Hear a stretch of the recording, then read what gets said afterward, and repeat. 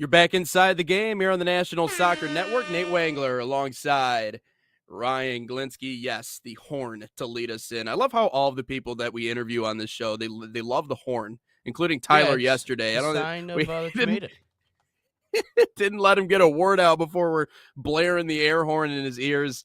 But a tired Ryan Glinsky and Nate Wangler here today for this show. I know Oh, you I'm had good a now. 10 I'm p.m. good. game yesterday. He's good to go. All right, he got his caffeine, and he actually tried coffee for the first time today. He actually took his Huh? took his coffee virginity. No, you didn't have a coffee this morning. I was I'm trying to get curious you to what you drink were coffee, talking big about guy. there. I That's was like, all. you know something about me that I don't know. No, I'm I trying to get you to don't drink. drink coffee. I still haven't. I have a cherry Pepsi still. That's about it. I gotta ask Fabian. I gotta ask Fabian if he's a coffee drinker. Because if he can get you to drink coffee, I'll eat White Castle, and we'll do it on the same video. How about that? Maybe Well, when I come over Fabian to the is east in the side on. chat along with Dave. Dave says afternoon all, which by the way, What's up? I still don't think that's a handball yesterday, Dave. I don't know. That's a touchy subject. I don't know. The arm is a little weird to me personally. Fabian says, "What's up?" Vertical Gambit also in here as well. Morning, jumping into here. Thoughts on the men's NCAA change?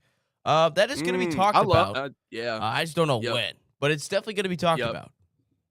I love it. Well, we're going to talk a lot of USA development today, whether that be on the youth side, the soccer pyramid, and then obviously college, kind of switching things around to more emulate what the professional season is. So we'll talk about all that. But Ryan, let's talk a little bit briefly about what happened yesterday. We had some USL action. Obviously, the USLW, which started back on May the 9th. I had my first game yesterday, Midwest United getting a 2-1 win over a team that's in the neighborhood. You guys, Union FC Macomb in that one. Jocelyn Harriman, Kansas Jayhawk with a couple of goals. London Spencer, though, keep an eye on that name. 13 years old. By the way, the youngest ever player to score an assist in the USLW last year at 12. I don't know how you do that against players that are 6-7 years older than you, but London Spencer is doing that. She's one of the most promising prospects in the USLW. But a really interesting game yesterday. But, man, I mean, just look at that. Just puts it on a dime, avoids two defenders, and then puts it right on a dime for that assist. By the way, that was all in the stretch of, I think 3-4 minutes against Union FC Macomb yesterday. So, man, what a game. Crazy. Finished off that win. But how'd your game go down? My game was pretty good. Dave says the controversy, or should I be looking out the tinfoil, putting out the tinfoil hat and saying it's a conspiracy? Hey, man, there's certain things, certain decisions go certain teams' ways. To be completely honest with you, yeah, this is my game. Can't really see. Hold on, we'll do this. We'll do this goal justice because it deserves justice. To be completely honest with you, this is Keita Gatto. Look at that, bomb, right in the top bins. That was absolute stunning goal. And then we have, let's see here. Okay, this is the Anast goal. Just dribbles through a whole bunch of people, puts it in the back of the net, and then yeah, this is the PK. If I don't think Schrock's in the chat yet, but this is an actual Notre Dame player, Luke Burton, who gets tripped up, gets a PK. He then steps up, and whenever we get there, he does step up, takes the PK, and yeah, here's what you could see if it goes in or not. But we'll give you guys the suspense. We'll give you the suspense to know if it went in or not. But this was actually San Francisco's, this guy right here, Zach Giles. This guy had, I think, 10 chances in the second half. Just could not put the ball in the back of the net. Lucas Jones, the goalkeeper, was just unreal. Here's another run. He had probably 10 of these chances in the second half and just continued to not get it in the back of the net. He had a great game. Just could not beat Lucas Jones. Lucas Jones was, as in the wise words of an AFTV player, he could save the Titanic. Look at this. I mean, he just made save after save after save, time and time again. I mean, I don't know how many saves this guy truly made, but we're going to see another one most likely. But this one was kind of awkward. I thought it was going to go in the back of the net, but no, they had a ton of chances. San Juan, that being, they lose to San Francisco Glens, who San Francisco, their first game of the year, they get the job done. So NorCal Division. Also, there was another game, if I can find it. Where did I put it? Yeah, right here. Academica SC taking on Davis Legacy in the NorCal division as well. And yeah, no, that's how those games played out yesterday in USL2, USLW. Make sure to tune into the National Soccer Network this weekend for all the game of the weeks. It's gonna be a fun weekend. We got a ton of games. Another comment coming in from Vertical Gambit. Cool, can't wait until next year when daughter gets 15 and can join our Pro 23 team. We do not have a USLW team here. Well, Vertical, I hope you guys could get one. Eventually, the league continues to add teams all over the place. Yeah. So hopefully can get there at one point. There was actually, when I was doing PA all last year for Macomb Union, they actually had a 15-year-old that she played in every single game. I felt like at least every home game she played in as a 15-year-old. It was unreal. I mean, I understand hitting your growth spurt early. Like, I felt like in middle school, I might have hit it a little bit earlier than everybody else. That's why I was kind of a head taller than some people. But to be physically developed enough at 12 years old and skilled enough to be able to hang in the USLW with college players who have been in the game for years and years, some of them graduated for a few years, again, is just beyond me. But yeah, all your USLW action here on the National Soccer Network. Also, again, to your point, massive expansion for the league, adding a lot of different teams. Talked about the Pittsburgh Riveters yesterday, obviously, USLW club. The Pittsburgh Riverhounds play in the USL Championship, so that's kind of an offshoot from them. But a lot of different teams joining the league, and a lot of talented teams too. So anyways, we will have your complete USL coverage. Again, the USLW Game of the Week coming up on Saturday. Neil Rule will be joining us here on NSN to talk about that tomorrow as always. But Ryan, I guess the big topic here in hour number one is the pay-for-play debate. We'll get to that here momentarily. First, let's take a look at everything that went down in our MLS recap. We got a young player, a young American player showing out in the MLS, making some history. We had 3 yesterday. We had Xavier Gazzo. He scored for Real Salt Lake. They got it done. Julian Hall, he gets the hat trick. He's now the youngest player in MLS history to have a hat trick. He had 11 goal contributions in his first 13. Kevin Sullivan also found the back of the net. And then Messi, obviously, he gets it done. He gets a hat trick as well. But I just wanted to touch on the youngsters, how well they have been playing. Pochettino, what did I say? Get one of these kids in the World Cup roster at the end. There's like 26 players you can take. They don't have to play, but you have got to bring one of these players. Julian Hall is getting scouted heavily by Poland. We do not want to lose Hall. He's a great talent. Again, he's 18. Everyone might be saying, well, it's too young. We don't want to, put a label on him yet. He has already scored 11 goal contributions in his first 13 at the age of 18. He is the youngest player to score a hat trick. He plays in, week out. He's going to get scouted to go to Europe at some point. He's going to be. I don't know when. Kevin Sullivan, he gets his first goal of the year. He's only going to get more playing time as the season continues to progress, especially with how much Philadelphia Union has been struggling this year. But you have got to call one of these players up. I think they deserve a chance. I mean, do we really think a Jack McGlynn is going to make us any better in the World Cup? No, he's not. We might as well just get a youngster in there. Jurgen Klinsmann did it with Julian Green. He did actually score a goal in the round of 16 game against Belgium. Did Julian Green's career turn out to where we thought it was going to be? No, not really. But at the same time, he made an impact immediately. Chris Wondolowski, he had a tap in. He missed it in that game. Julian Green didn't. So we have got to give some of these youngsters a run in the World Cup roster. I'm not saying they have to play every single game, but they have to be on the roster moving on. And there's a couple other score lines through this quick together, but you could catch the other ones. 8 goals in the Inter Miami Cincinnati game. You saw 7 goals in the Orlando Philadelphia game.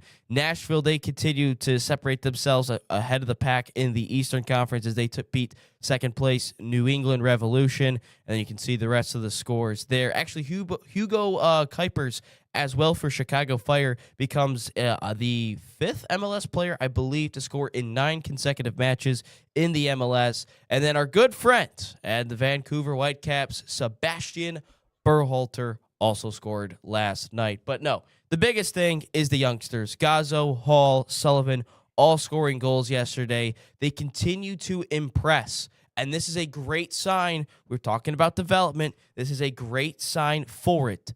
because these players are playing. They're getting first-team minutes. They're playing week in, week out. Get them on the roster, at least one of them. Yeah, I mean, Julian Hall is, destined for Europe, right? I think that's the natural progression and what's up next for Julian Hall in his career. But when it comes to any of these young guys, I can understand the sentiment that it might be a little too early to promote them or put them on the World Cup roster right now, simply because, again, I don't know if you want to bring anybody that you can't on any given day actually put in and have them play. If that's the reasoning for why they don't want to bring them, I get it. However, there's 26 after players. the World Cup. 10 of them aren't going to play every single game. I get it, but after the World Cup, once this tournament is over, regardless of what it looks like, again, we're all operating under the idea that Mauricio Pochettino will not be with the U.S. men's national team after this year. And I think that's a fair assessment. I think from everything we've seen, I think from the rumors and what he's been considering and wanting to get back to the professional level, at least in the Premier League or over in Europe, we have an understanding that he might not stick around. All I'm saying is whoever's in next needs to capitalize on this crop of players that I feel like we continue to talk about every single week in our MLS recap.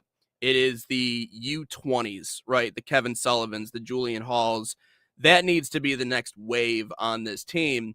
And even if you don't think they're necessarily fully ready for the international game, throwing them into deep water and having them swim is perfectly okay with me, because at least you did the one thing that we talk about is sometimes problematic with USA Soccer, and you lock down a dual nat and who wants to come play for the U.S. men's national team. Like that is the focus. Whatever that looks like, and getting Julian Hall to want to play for the USA, I'm cool with it. But I can understand where some of the logic is as to maybe it's a little too close. I could see just one of them, yeah. But I mean, if you're going to bring up one, may as well bring up all of them. So I can understand where some of that logic is coming from. But in terms of looking to the future, okay, we have our current crop of players. Fine. We've still yet to see what they can do in the World Cup. And I don't want to write off the 26 World Cup, right? I still think that Mauricio Pochettino and this team has a little bit more to offer and a little bit more to show us than what we're giving them credit. But you're right. You're 100% right. Julian Hall, Kevin Sullivan, all of these guys need to be the focus moving forward for USA Soccer. They have to be, because we have to lock these kids down. There's no way we can let them slip away, especially Julian Hall. That in every big nation does this. Every single World Cup, they will bring in a youngster.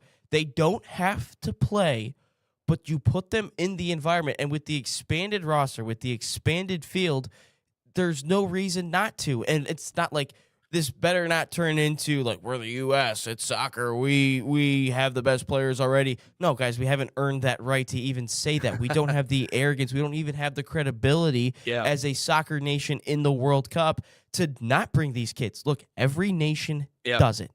Every nation does it. France and Spain, not saying these kids are going to be Lamine Yamal's and Kylian Mbappe's, but Spain started Lamine Yamal in the Euros as a 16-year-old. He's going to play as an 18-year-old. Mbappe, 18. He scored in a World Cup final. He started the whole thing.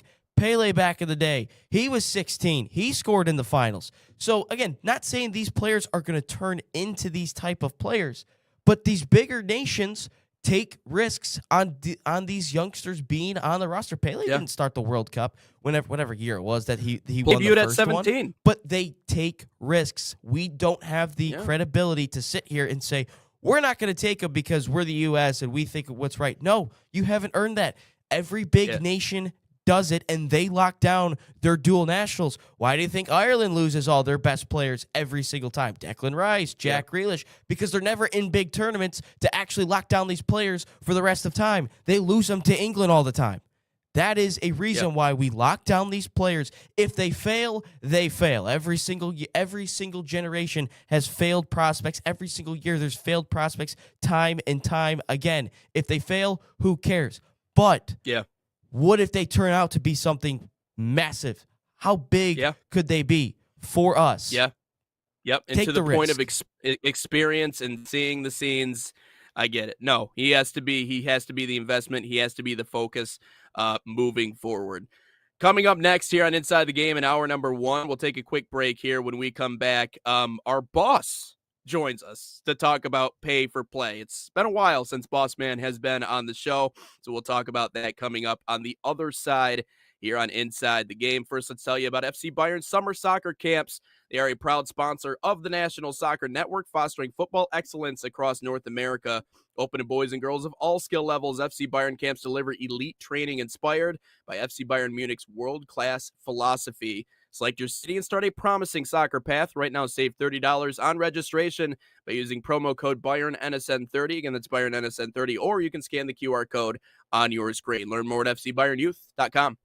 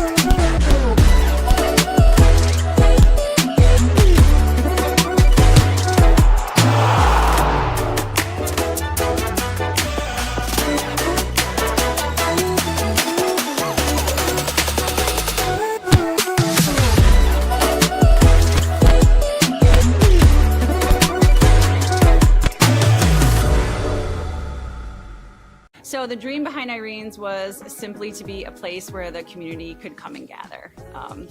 This is my hometown, we're raising our family here, and we just want to be a space where people can come together as a community and share a great meal.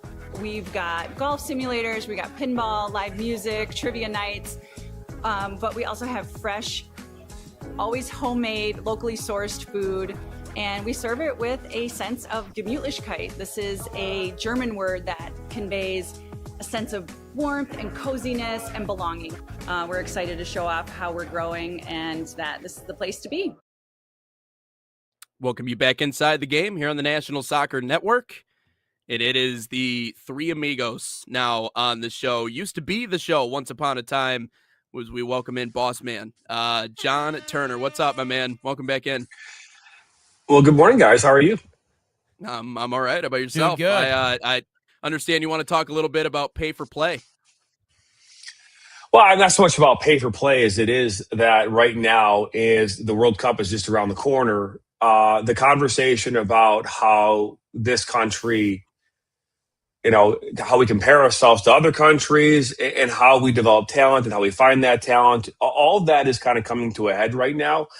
And we're seeing individuals, we're seeing clubs, we're seeing teams, we're seeing a lot of different people and groups talking about pay to play. We've heard it from Landon Donovan. We've heard it from Alex Lubianski. We've heard it from a lot of different players and former players and coaches. And what is the right way? What is the right way to go about this? And more importantly, what are we even talking about? Because I feel like there's some confusion in pay to play at the levels that are being talked about. And I think it's important that we discuss that. We saw a video again here yesterday from our friends at Detroit Metro, Alex Lubianski. He posted this video a few weeks ago, but it's confusing. And I think it's important that we talk about this and try to uncover what he's trying to talk about.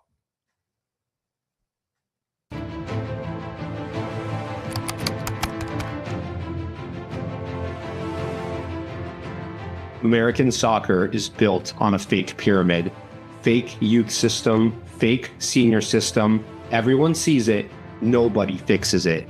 So I brought a real European senior model here, and I explained the system so parents can actually see what's happening. I've got no skin in youth. My team has no age floor. Arrive hungry, leave for the pro game. Nobody pays to be here. We pay our best players via NIL. I'm not selling anything. No franchises, no territories, not just for billionaires, though better for them than the MLS. This model financially outperforms everything else in this country. I acquired and operated a professional club in Europe, generating revenue from sporting merit. That's an impossible task under the current American model. That's why I am stepping outside of it to reshape our broken model, European model on American soil. and we are giving the blueprint away for free. I built a law firm from scratch into a top M&A firm. I'm fixing it in real time. I don't need any approval. I've started 25 companies. Most of them failed. Some of them did not. Every one was worth it. I don't possess false modesty. I know I am unique, and I cannot be bought. I didn't start this to look cool, and my kids don't get a spot, no matter how good they get. You might hate it, doesn't matter. I'm building it anyway. First off, Said a lot. very Said a lot in that video. very passionate. Yeah, he did. And I think it's important to state that we talk about this all the time internally. Just in Michigan, there are many opportunities to play post-college, right? Only right now, one currently that is professional. There is another one in Grand Rapids that's about to make its way in, right? And so there'll be 2 opportunities. We don't see any more opportunities professionally in this state to play soccer. And so you can only play pre-professional, post-college. And ultimately, the different levels. I have a friend who's 44 years old, who plays still co-ed soccer in Nashville, Tennessee on Wednesday nights, right? Still having fun with that indoor, whatever, the fun aspect of soccer, what post-college, right? And then you've got a little far past post-college. Yes, but again, like there's understanding kind of like where you might want to fit into, the whole idea, okay? Because I think that there's different buckets you can be putting yourself into. One, there's a fun bucket, right? I mean, we've all played in a softball team maybe in the summer, co-ed or whatever. There's some fun ones, and then there's some really competitive ones. And so there are, in every city in this country, there's probably some kind of a rec program that offers an adult soccer league. You go and you can't slide tackle, and there's red cards for this, that, and the other. It's not designed to be competitive in the sense that you would in a USL or USLW environment, right? In Michigan, there's the Michigan Premier Soccer League, MPSL. That is like the governing body of the recreational, just above recreational, competitive soccer in Michigan for adults. I think it's governed by MSA, the Michigan Senior. I think Michigan Senior or Soccer Association, Michigan. Yeah, so it's governed by that, right? And so then you've got all these travel competitive, right? In Michigan Midwest Premier League, you've got USL League 2, USLW, UPSL on the men's side. And then you get onto actually now there's APSL, right? That's new. And then the women's side, you've got USLW, UWS, and one team in the WPSL, right? And so that's what you have. And so, but if you look at a player or a team like a Detroit Metro, you're going to have players on that team that probably play in all those leagues, right? If you're a good enough player, you're playing in USL2, you're playing in, and you know this, Nathan and Ryan, you guys call these names as much as I do during the summer. You see a guy like Jody Lopez, right? He's been everywhere, right? You see like other players that we could UPSL DCFC team.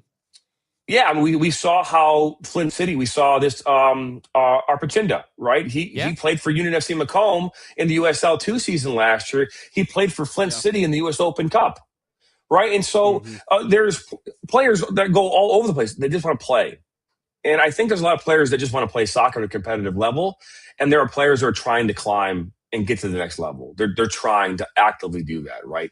And there are certain clubs, certain teams that create an environment where that becomes more plausible, more possible than others. And Flint City is a prime example of that, right? They have created an environment where if you come to them, which again, that is the most senior team in the state of Michigan, would be Flint City. Yeah. There's not a single player that pays to be on that team. Okay. They are housed for free. Their entire summer costs are covered. Okay. There's not a lot of teams that operate that way. And so I love Alex's passion. I love what Alex is doing here. And I think Alex, great. And I think that what Detroit Metro is all about is great. With that being said, there are other teams that are currently doing this. Union FC Macomb, they are a youth club in the Nationals that have now created a pathway for both men and women to continue their pathway post-college, post-youth. And players aren't paying to be in that environment. And so I think it's important to say that there are a lot of clubs out there that do not charge to play in their adult, environment. And I think that's why I want to kind of separate this, because Landon Donovan's not talking about UPSL. Landon Donovan's talking about MLS Next. He's talking about ECNL. He's talking about players who are paying when they have been selected as one of the best players in their area and are playing on one of the best teams. And why are they paying for the best when they're going to go someplace and they're going to get scholarships? That's what he's talking about. So maybe we should probably talk a little bit more about the youth game, because obviously the pre-professional, that's more of, it's kind of professional. It's all, you're getting it's kind of like scholarships in a way.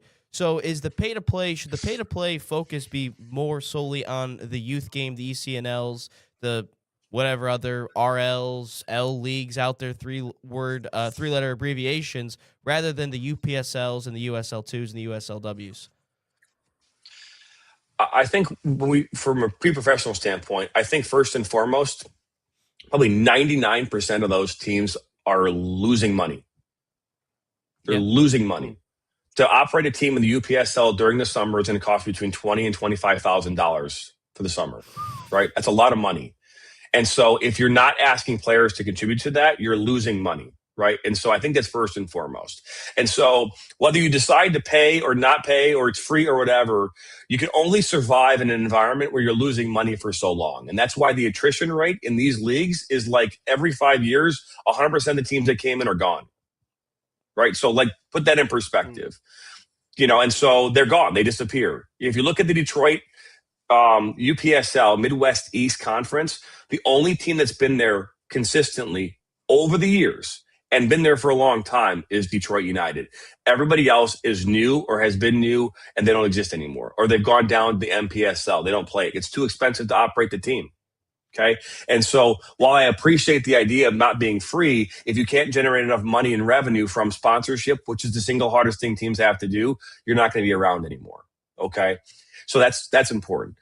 On the player youth side, I think that there's an important part to this, right? It's parents. Parents are always going to want to put their child in the best position possible to be successful. And that means travel, that means coaches, that means gear, that means whatever. And now not every parent can do that. But if you said, hey, mom or dad, or if money is no longer an issue, what would you take your kid to do the give them the best opportunities? Would you try to put them in that place all the time? And I don't think there's a parent on earth that would say no to that. Right. So the question becomes, do they have the money to do it? Right. The question becomes, do they have that? And so I think that's where we have to start.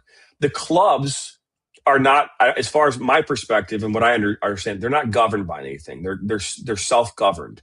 And so the club is going to go out and say, hey, we're going to charge $4,000. Well, this club charges $4,000. This club over here charges $2,200. This club over here charges $1,900. There's not like this thing in which, we've created an environment where everybody is paying the same thing for the same exact level. Right? Like if you came out tomorrow, ECNL, and said, hey, you know what? If you're an ECNL team at U17, it's capped at $4,000 a player. I think that would change the landscape completely. 100%. Right? All right. So I think that if you just did something like that, that would solve a ton of the problems that we're having across this. Because right now, or hey, travel. Why are we traveling to Los Angeles, California twice a year when you live in Michigan? You're telling me we can't find soccer over here that would be equally competitive, but they do have the regional tournaments, but that trip costs $10,000 to send a family to, And so I think that there are things like that would definitely make the environment better. But the argument is, and when it comes to the MLS Next Academies and the ECNL, because that is the your top level youth environment in the country. And players like Landon Donovan were saying, well, if you're selected for that program, you shouldn't have to pay at all. Right. The problem, if you're not paying, is, and I was talking about this with Ryan earlier today, is that if you are paying into something, the chances of you being involved are greater than if you're not paying. Right. The best example of this is that I give you $10,000. and say, here you go whatever you want with it. We are all going to run and do things differently with that $10,000. Some of us might blow it on one transaction, right? If you win the lottery, oftentimes people win the lottery are broke after a certain amount of time because they don't know how to spend the money because they didn't earn it, right? And so I think there's something to be said about spending money or investing money in your children. And so it's just from my perspective, it just has to be governed more. We have to have some kind of regulations that prevent there from being clubs charging $17,000 for a season when club over here is charging $4,000. Like what's the difference? I mean, in 1999, that might have made sense because there weren't a lot of great coaches out there. But today there are coaches everywhere that you could argue are very, very good at what they do. And why are we paying that? I think the other part of this too is that as a former coach who coached at the club level, I was given money based on the amount of players who played on my team. And so if I had 12 players, I made less money than if I had 17. Really? Right? Yes. Wow. And because they took the player fees, and again, I don't know if this is true still to this day, but that's how that would be. I would get at the club level, if I had 12 kids, multiply that by whatever their number was for the year, I would get a portion of that number to cover my what I got paid for the team. And so if I got paid $5,000 a team, well, I would get that based on a 15-player roster, not a 13-player roster. And so there are coaches out there that know that, clubs that know that, and that's why you have dual rosters. That's why you have 17 players on a roster sometimes, because you want to make a little bit more money. You want to, hey, this is my livelihood. I want to get paid. And so I think those things all play into this. But I think the biggest one to take away would be the governing aspect, regulations where, hey, if someone could come in and cap it and say, you can't go more than this as far as what your annual fees are, or, hey, you have to pay travel costs. Like that's all you're paying for is travel costs. I think that would eliminate some of what people are saying when it comes to pay to play, and that might do it. But then again, the MLS academies as well. The true MLS academies, Columbus Crew, you're not paying to be in that academy. If you are selected to go to Columbus Crew's academy, was it Columbus Crew 2 or Columbus Crew, their youth academy, and you're in the 15-year-olds, those 15-year-olds are not paying to be there. They are sent to Columbus. They are housed with, I know you call it. There's like a name for the housing that you stay with family. Host family? Host family. You stay with a host family. Thank you. A host family, and you're going to practice and you're doing all these things. You're not paying for that. It's not. No one's paying that. No. The clubs are paying for that. So, but you Michigan Wolves, who are an affiliate of Columbus Crew, you are paying the Wolves to be in their program. He talked a lot about his experience in Europe in that video, and it's interesting when we look at the disparity, I think, between clubs, like you just mentioned, that sometimes is people's biggest issue. Not necessarily that you have to pay, but just the disparity between clubs and the amount of money it is. Are those systems in place in Europe? I mean, not that you would know everything about how they develop players in, like, let's say England, but what kind of measures do they have in place that we don't have here? What is it exactly that he's referring to the game in England or the game in Europe that isn't the same when it comes to the youth sports here in the U.S.? Because from what I saw, it was about $250 a month. But I don't know if that's necessarily all the way across the board. It could be different depending on where you go. We've got to stop comparing ourselves to the European model. We are not Europeans. And so if we were, we would we wouldn't be talking about this right now, right? I'm sorry, but we are the largest. We are one of the largest countries in the world when it comes to land mass, right? With our people, and so there's a lot of things that are at stake here. But the most important one to take away from all of this is that in Europe, soccer is the number one sport. Period. End of discussion. Right? Nothing even comes close. I mean, what are you going to go to on a Saturday in Europe if it's not a soccer game? You're probably going to a pub, right? So what else are you going to do? I mean. But I'm saying that in the United States, you have so many options. If you're an athlete who's 10 years old, and the chances are of what you're rooting for, I remember as a kid, even I played soccer. I was in my garage in the middle of the wintertime with a hockey stick watching the Red Wings play, and I'm shooting pucks into my net in my garage. Yes, back when it was Hockey Town, right? And I'm envisioning myself getting the game-winning slap shot from the blue line, to win the Stanley Cup. Okay. And hockey isn't even the number one sport in this country, but I was thinking about that then. And I would imagine a lot of young athletes are like, man, I want to be, throw the game-winning touchdown or catch the game-winning touchdown, in the Super Bowl, or it's the bottom of the ninth, 2 outs, bases are loaded, you're down by 3 runs, get walk-off home run. We all, I don't know how many kids in this country are going, man, I want to be the game-winning penalty kick taker in a 0-0 game in double overtime or, in extra time to win the World Cup. I don't think people are thinking that way at 10 years old in this country. I did.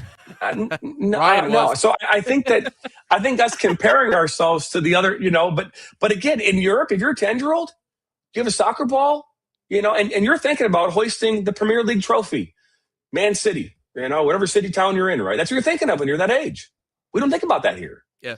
And if you are, it's like the 5th thing you're thinking about. And hopefully 5 or 6 years from now, 10 years from now, that will change. But when it specifically comes to pay to play in this country, you pay for everything in this country.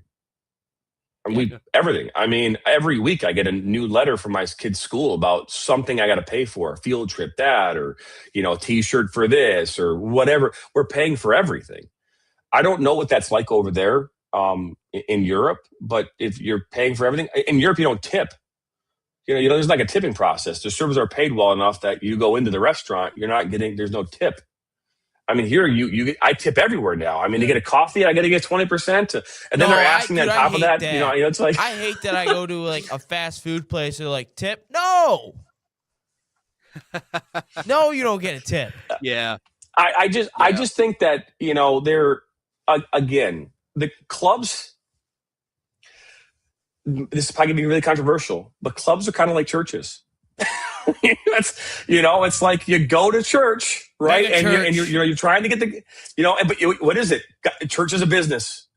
I said this all the time when I was selling advertising. Yep. Church is business. Church is money. Church is absolutely. I go to church and I'm Christian and all that kind of good stuff, but it's a business. They want you to put money in the thing every week. It's about the money. They got to operate. Clubs, they have to operate. In order to operate, they have to have money. And how do they get the money? Well, they start off with you at little tykes when you're like little juniors and you want to play at 5 years old, kick a ball around now. And then, hey, now you're in the door. Oh, now you want to play travel soccer? Great. We got that option. And here's this. It's a business. And so if you don't like the business side of it, then you're going to have to, good luck. Because everything we deal with is business in this country. And if we look at other sports like basketball, AAU, I think players are paying. I think they're paying to play AAU. I don't think that's free. But to be fair, in high school basketball, high school football, high school baseball is actually where a lot of these players are in fact being recruited. Right? Because their baseball seasons, their travel baseball, their travel football, their travel basketball all come to an end during those time periods so they can excel in the high school environment. But a lot of recruiting happens as a result of those environments. I'm not saying you're not being recruited in AAU. You absolutely are. But again, those seasons stop. You go play basketball and then you go on back to your league after that. And so I think volleyball is the same thing, but you're paying to be in those environments. And so I think saying to not pay is not the responsible way to approach this. I think what the responsible way to approach this would be one, and I keep saying this too, that our biggest issue in this country is identifying talent. That is our biggest issue. It's not so much about finding talent, it's identifying talent and then finding and getting that talent to go to the next level, right? To push them through. Because what happens is clubs and coaches and parents and all the emotions involved with all this, people start to get their feelings hurt. And then they're like, I'm not going to recommend that kid.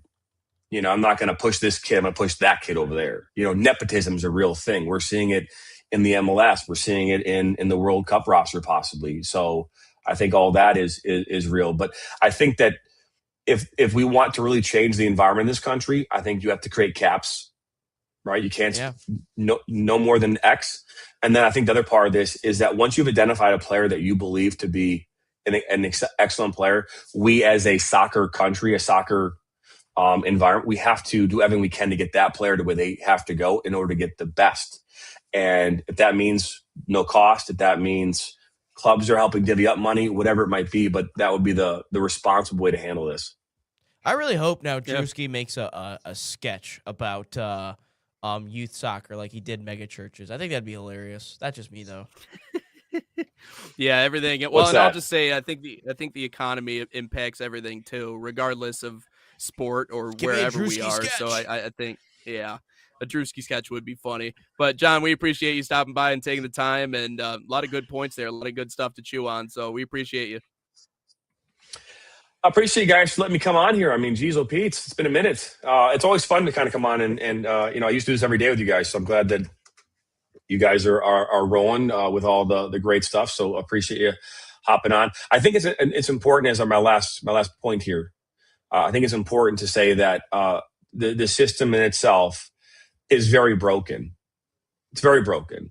And to have these kind of conversations, I think will help us get to a point where, hopefully one day we can all say, hey, it's way better or much better for that matter. And I'm excited to continue to have those kind of conversations here in the future. So. Absolutely. That's JT on Inside the Game.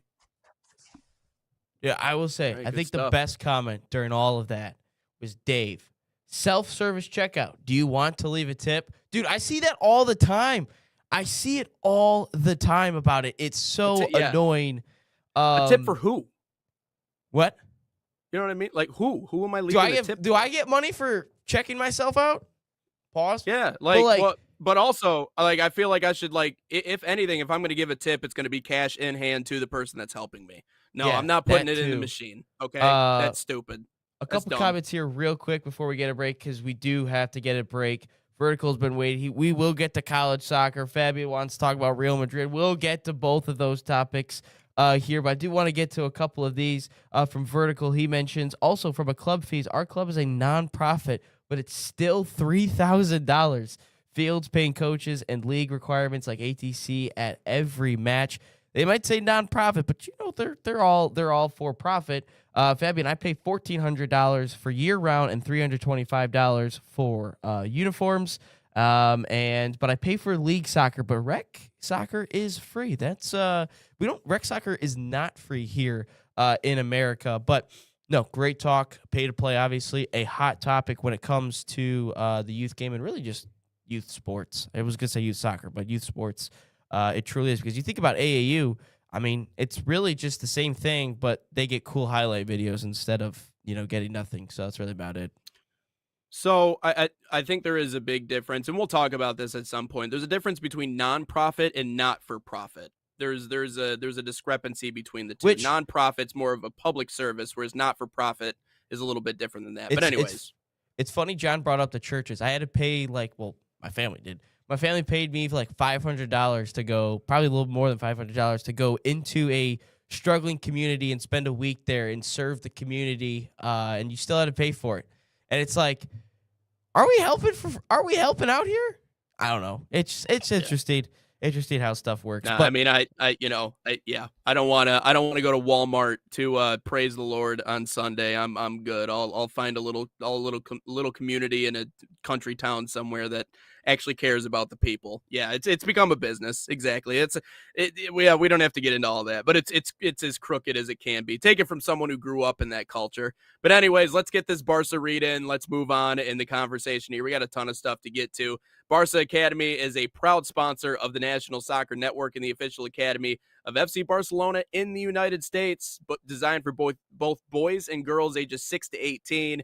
Barca Academy camps follow and replicate the FC Barcelona game model. Same philosophy used by Barca's professional coaching staff. Right now, you can save $30 on registration by using promo code FCB30. Again, that's FCB30, or scan the QR code on your screen. Find a camp near you at fcbarcelona.us/camps.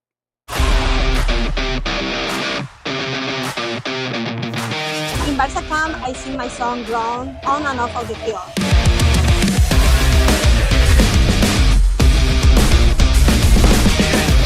Don't miss the time to register. Sign up now for Barca camp.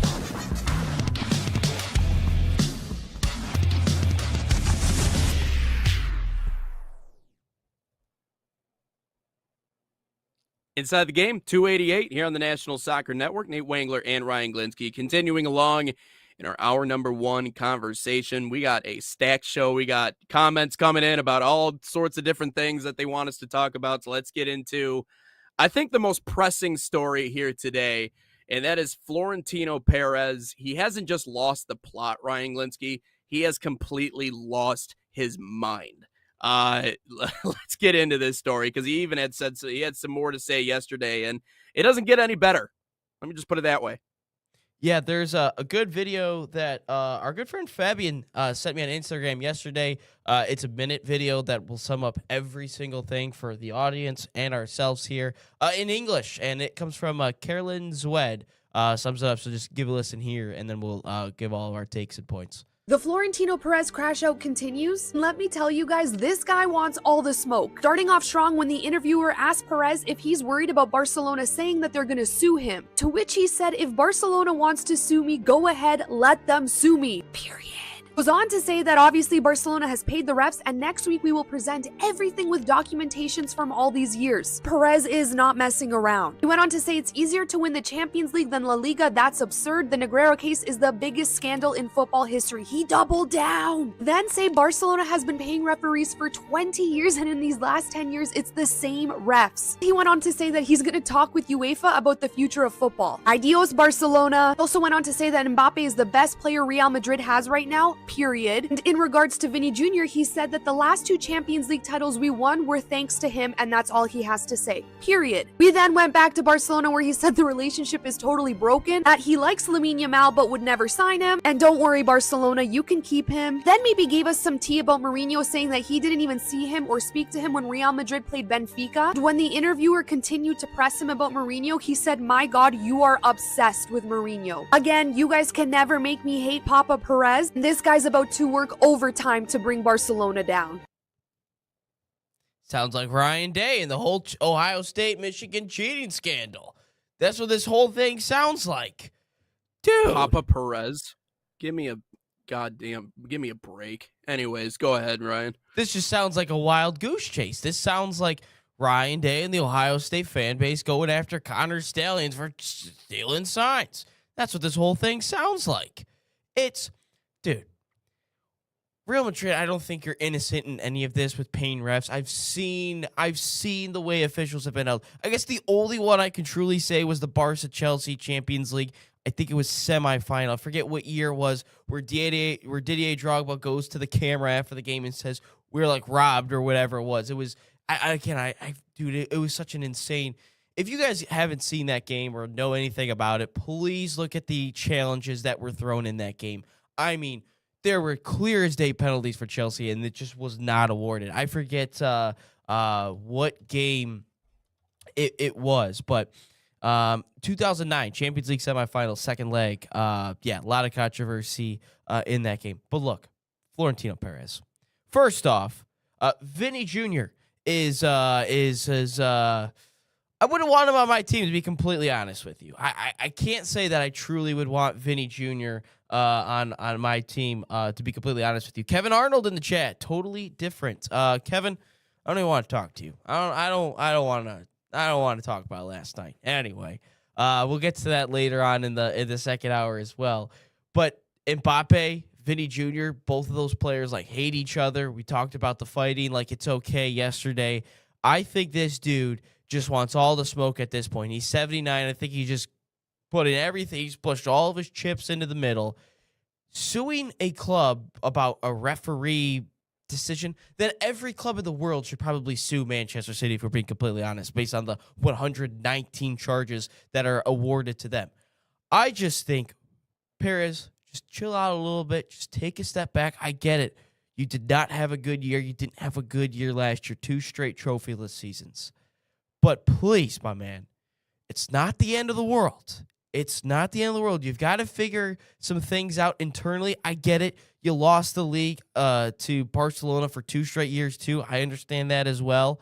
But you can't go on a wild goose chase. Maybe look internally and realize that you guys don't have anything going your way at the moment. All your players hate each other. They don't play as a team. You don't have a true adult in the room. You don't have a true leader in the room. Your manager is just a puppet at this point.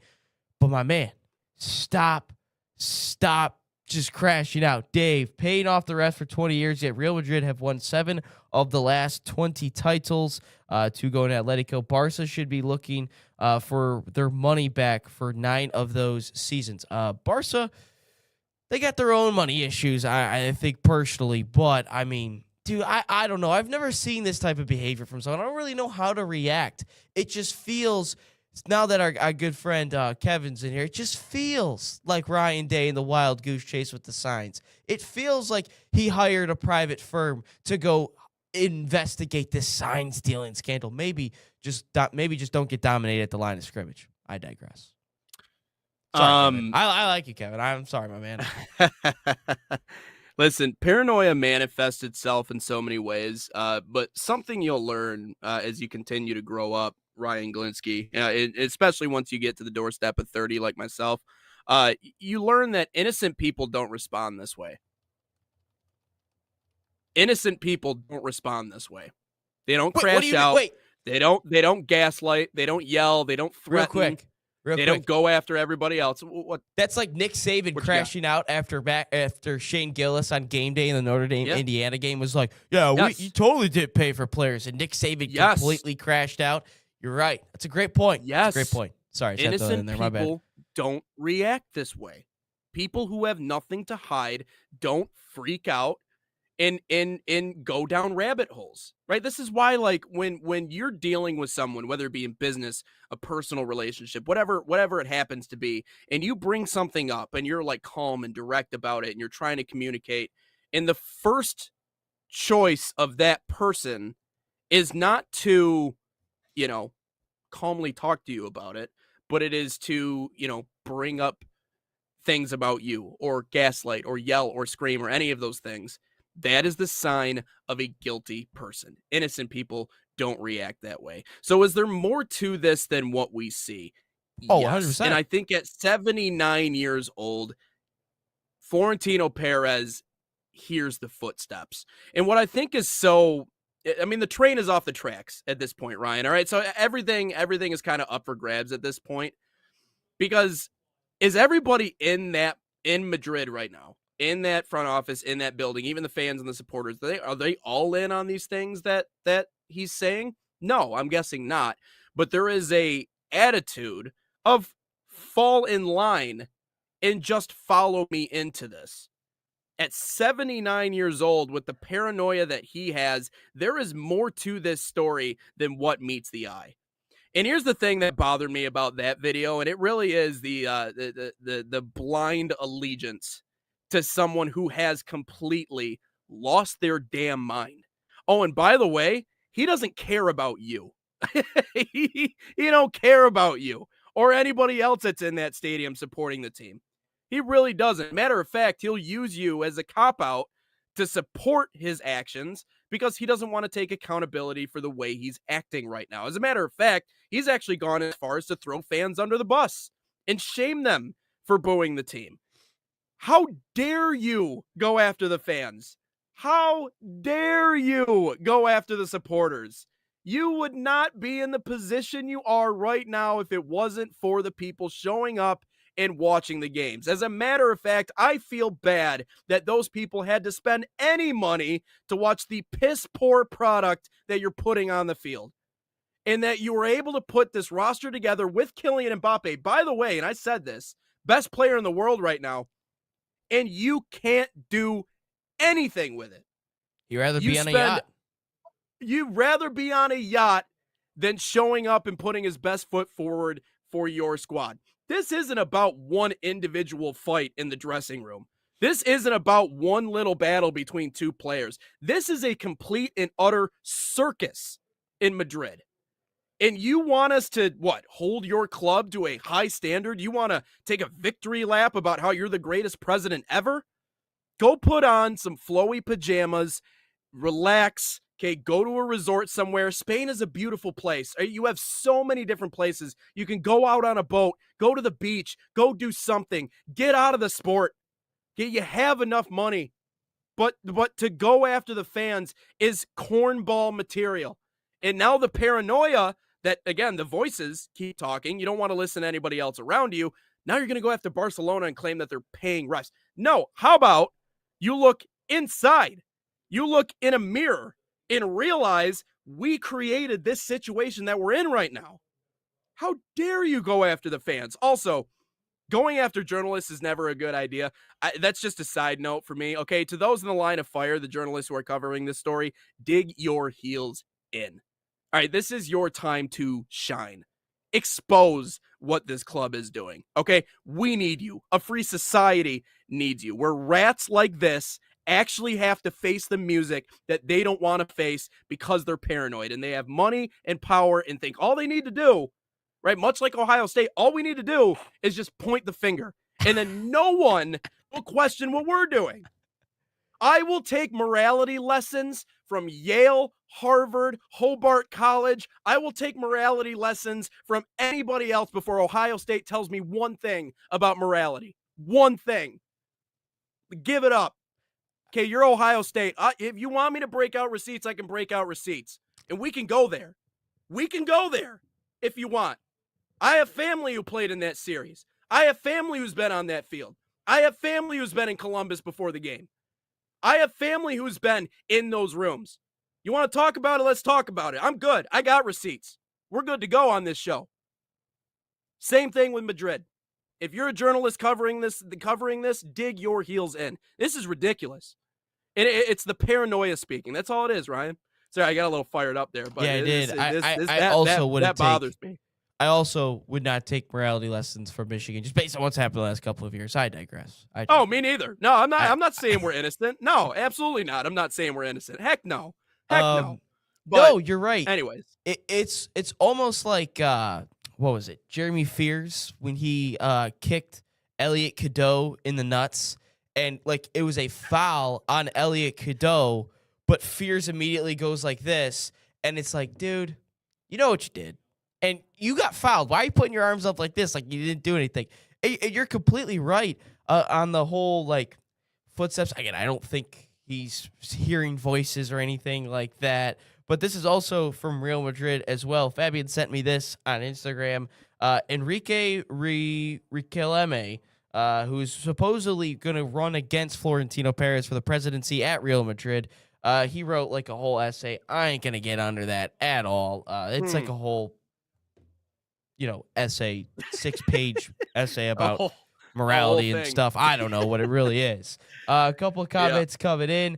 Riquelme has a $75 billion corporation, and he is the one that people are pushing to run for presidency, and he has some crazy amount, like 5 to 20 billion in liquid assets. Does he want to be a sponsor of the show? I mean, I could just take give us a money. sliver of that. We'll be just all right. a little bit. I mean, maybe like a couple $1,000. I mean, that'd be kind of nice.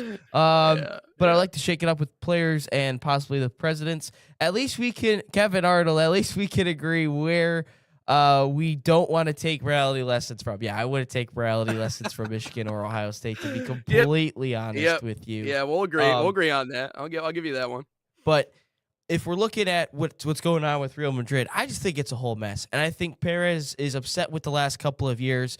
Barcelona has beat them on the field to win the title back-to-back years. I don't know if it was exactly for the title last year, but that win against Real Madrid basically solidified Barcelona winning the title. I know this year was mathematically impossible after they won. Not 100% confirmed on last year. But I just think he's so fed up with what has happened recently. It's almost like when a club is used to winning for so long and then they don't win for just a little bit, it like eats at them. It's horrible. Like I'm ready for the day Man City starts sucking and they will have no idea what to do with themselves, which by the way, during your whole like passionate rant, I went on Twitter to find another Real Madrid thing, but instead I saw a fan who got into the Etihad somehow and took a video, or maybe it was a worker, I don't really know, took a video of something going on the field, and it looks like Pep Guardiola was doing a video with all the trophies, which means one thing. I think he's leaving. Anyway, I digress because that's a nice conspiracy. Maybe we could talk about a little bit more tomorrow. Also saw a field storm yesterday, or during that little break when I was scrolling through Twitter. I also saw a field storm yesterday in one of the lower divisions in England, where the fans stormed the field and the opposing goalkeeper is just standing there, and a fan just goes parallel and 2 foot him in the back. Oh my God, dude, it was insane. It was insane. Insane watch. But anyway, back to the Real Madrid thing. I think that this man is losing it. I think Real Madrid solely needs a change of scenery. I think they need a change of leadership. I think they need a change in everything. That's what I think it is. I think it's that, Fabian, Real Madrid are like the Yankees ? I mean, I would say no, because Real Madrid has actually won things recently.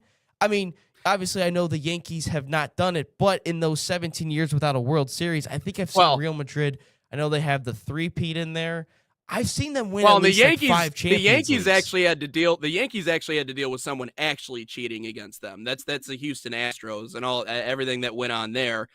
I mean, I know that obviously, they were vindicated, whatever, but like, no, like they actually had to deal with that. So I guess in a way, but like the Yankees also didn't like.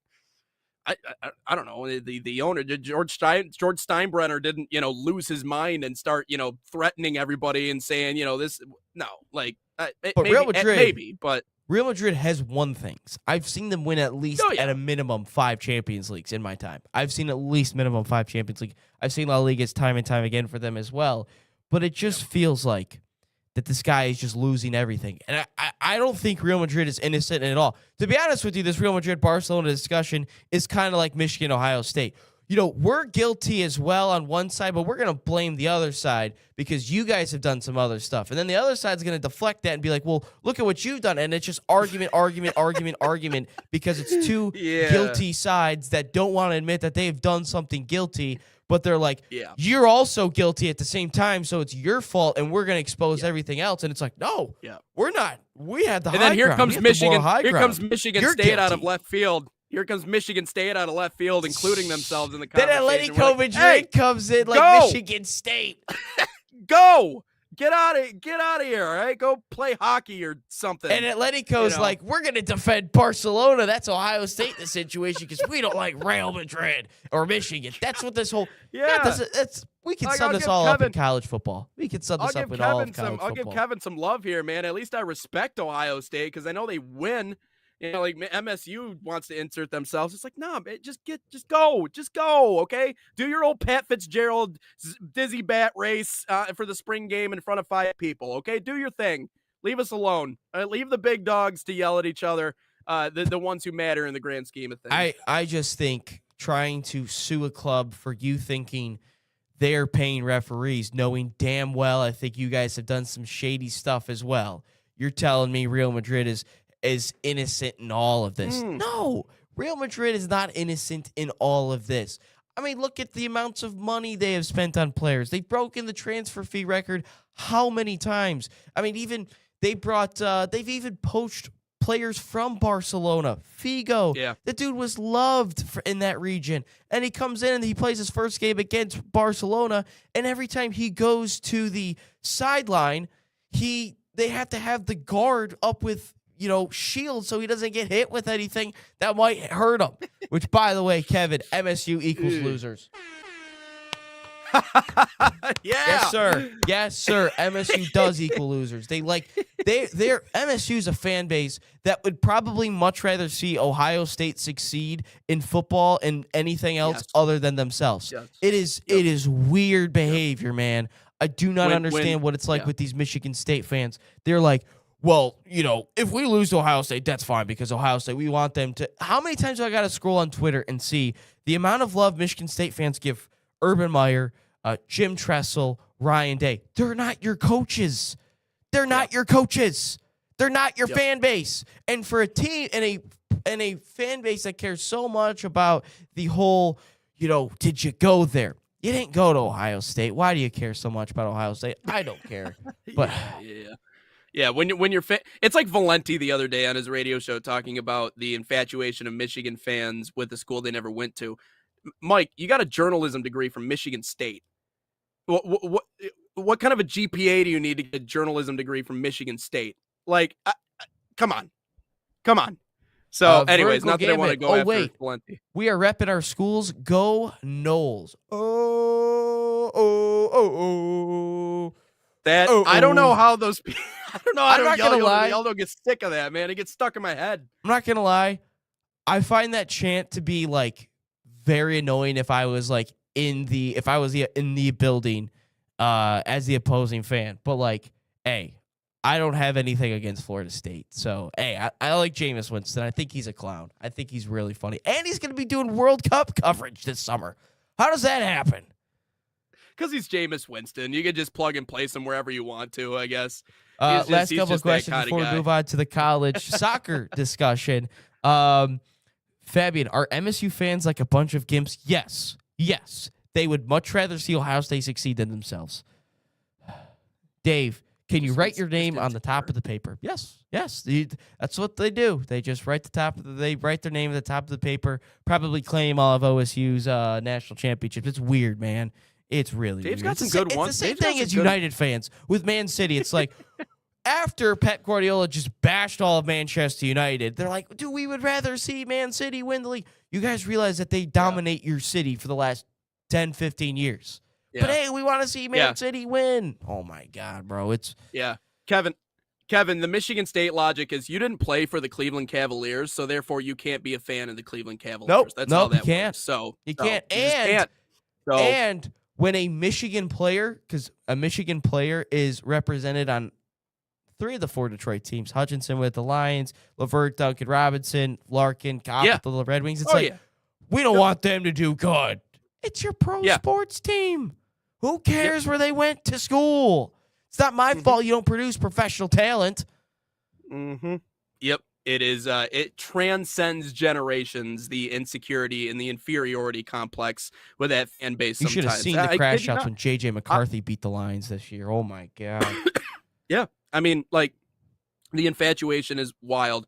Let's tell people about Man City Soccer Camps. We'll get to the college soccer conversation on the other side. Man City Soccer Camps, though, are a proud sponsor of the National Soccer Network, bringing world-class training inspired by Man City's global football philosophy to players across the United States, open to boys and girls of all skill levels. These camps focus on technical development, decision-making, and playing the game the City way.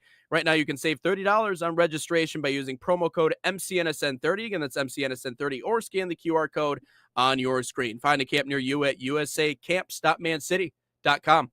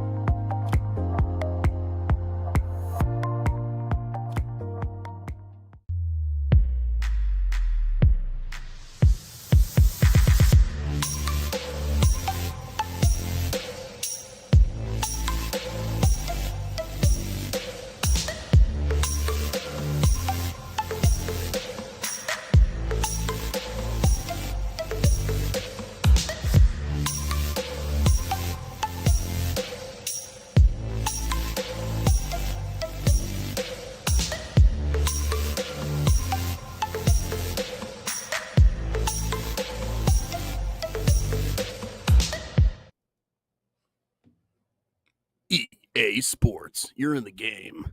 I think of that every time I say inside the game. That's the first thing I think of is like the player intros.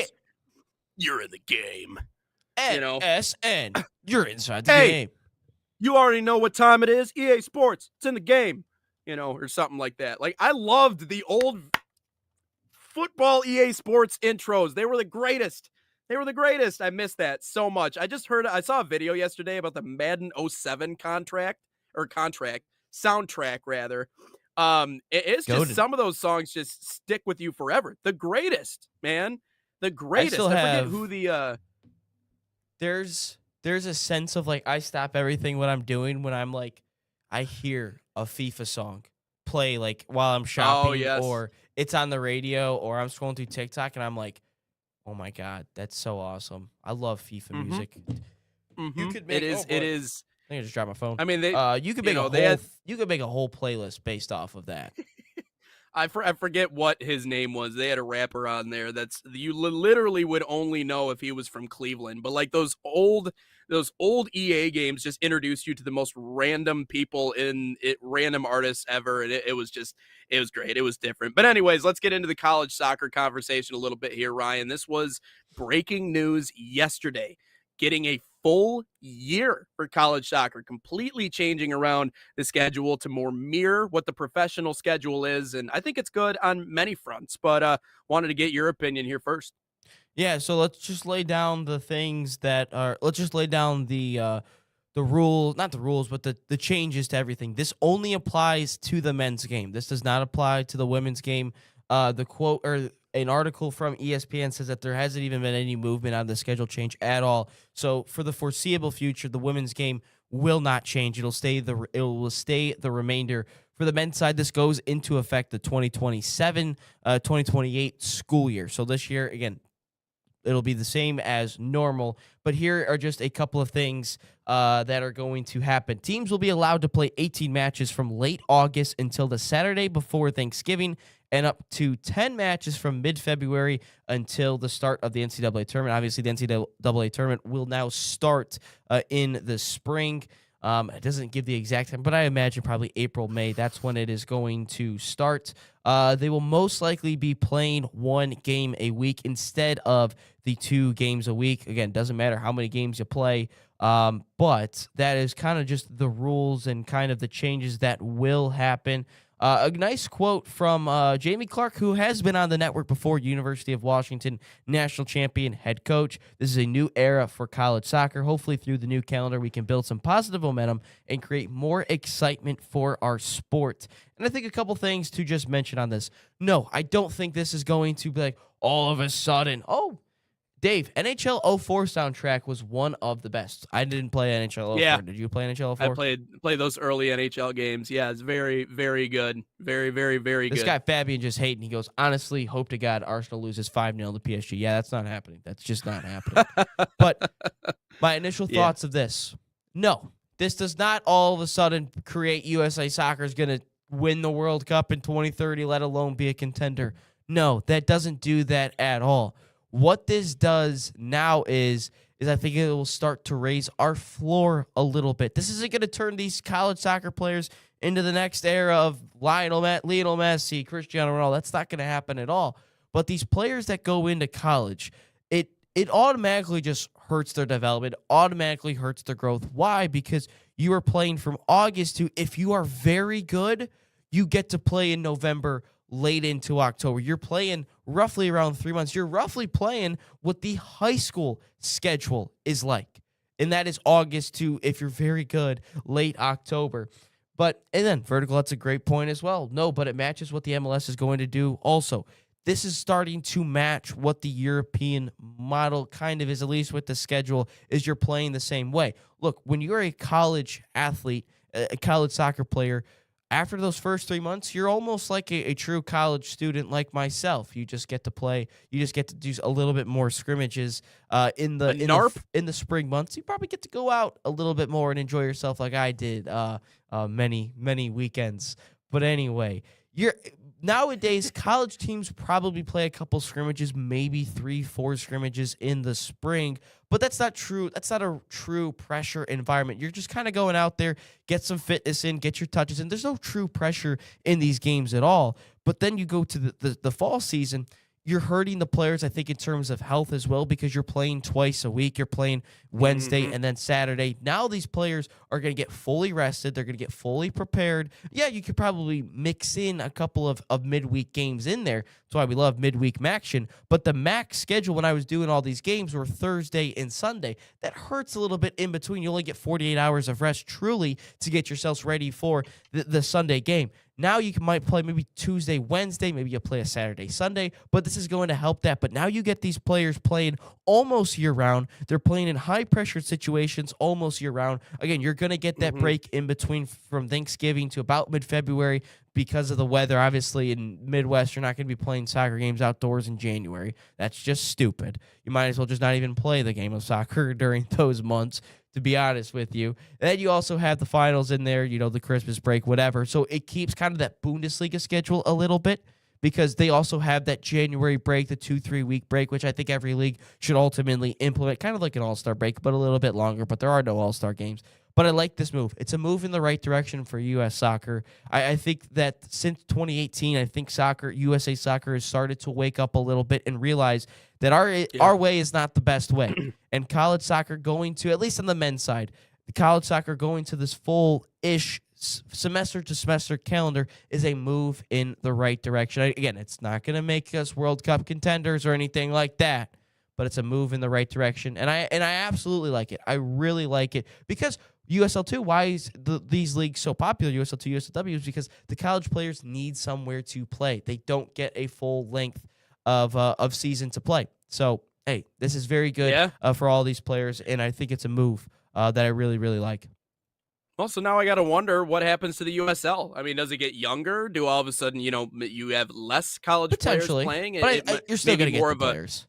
Right. You're still going to get players. You're still going to get talented players, but more of a younger, I guess, tone to the USL if college is playing all year long. But yeah, to your point, this doesn't make us the World Cup favorites here in a month just because we made this decision, right? But it is an important one in terms of creating a more pro-ready system through college soccer. The reason why college soccer isn't really much of a focus is because of just how odd it was in terms of scheduling, how much of a dead sprint it is. They're not playing for very long. It's really hard to identify and scout and do all of those things when that's how it's laid out. That's why the majority of it is done in the USL and the USL Championship and in the MLS and these other places. So I didn't realize at first, but as we kind of went, we talked more about college soccer, even with the coaches we've had on this show, we've got an understanding as to just how their hands are tied behind their back.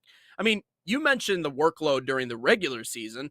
Let's not even talk about that. Let's start before that. When we go back to the preseason, you have a 10-day preseason.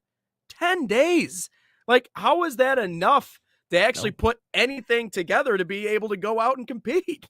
It is, and in the dead of the August heat too. I mean, they are leading into these games a lot, and a lot of them we ask them hey, how are preparations going? You're leading up for game one, and I don't know. Some of them are they're here. They're going to be out there. We'll see how it goes. That has the vibe of a preseason game or a scrimmage, when you're all right, well, we're going to test out our strengths against this other team. That should not be a regular season thing where you're going into game one. We've only had 10 days to get ready for this season, and now we got to go out and compete. And probably for these smaller schools, go out and compete against someone who's far better than they are. So it extends that out, which is great. The workload is far less, to your point. And again, talking about player safety and health and all those things, I think that matters. I mean, only playing one game a week is really important. More closely mirrors the pro game, which makes it easier for professional clubs. And I think this is important. Makes it easier for professional clubs to be able to scout and look at these players genuinely that are playing in the college game. The reason why I've ever talked down on college had nothing to do with the players that were in it. It had everything to do with the way it was structured in the U.S. And so that's why this decision is so, so important. The other thing that I wanted to add in, though, too, is that I think it is important, and we talked about this before, it's not really competing with the likes of college football in the fall anymore. I'm not saying that college soccer is now going to become this massively popular thing amongst more fans are going to, or it's going to even compete with college football. Competing is not the thing. It doesn't have to overlap with college football, though, because when you do that, what's the one thing we pay attention to in the fall? It's not baseball, right? This is the reason why I think baseball being as long as it is problematic, because once you get to September, people check out. People want to watch football now. They want to watch college football. They want to watch pro football, right? This is when you get into the fall, American football is the focus. And so if you're able to stretch this college soccer season out, you are no longer, again, directly competing with that of college football. And here's the important part, right? If you only have one match a week, you promote the hell out of that. Like, you can really, really kind of build something there. Not saying it's going to change everything, but that's an important component of this. And it was one of the first things we mentioned when this first came about. And so really, and I don't think there's a negative to this move, to move it to a full year. I really don't. Now, in terms of the women's game, listen, if it's not broke, don't fix it, right? Like, hey, there's a reason. there doesn't really seem to be anything broken when it comes to the women's side of the game. So there really isn't a need to fix that. However, the men's game, it was certainly 100% needed. And if anything, Ryan, I think maybe this will get more players to want to play in college soccer. And that matters.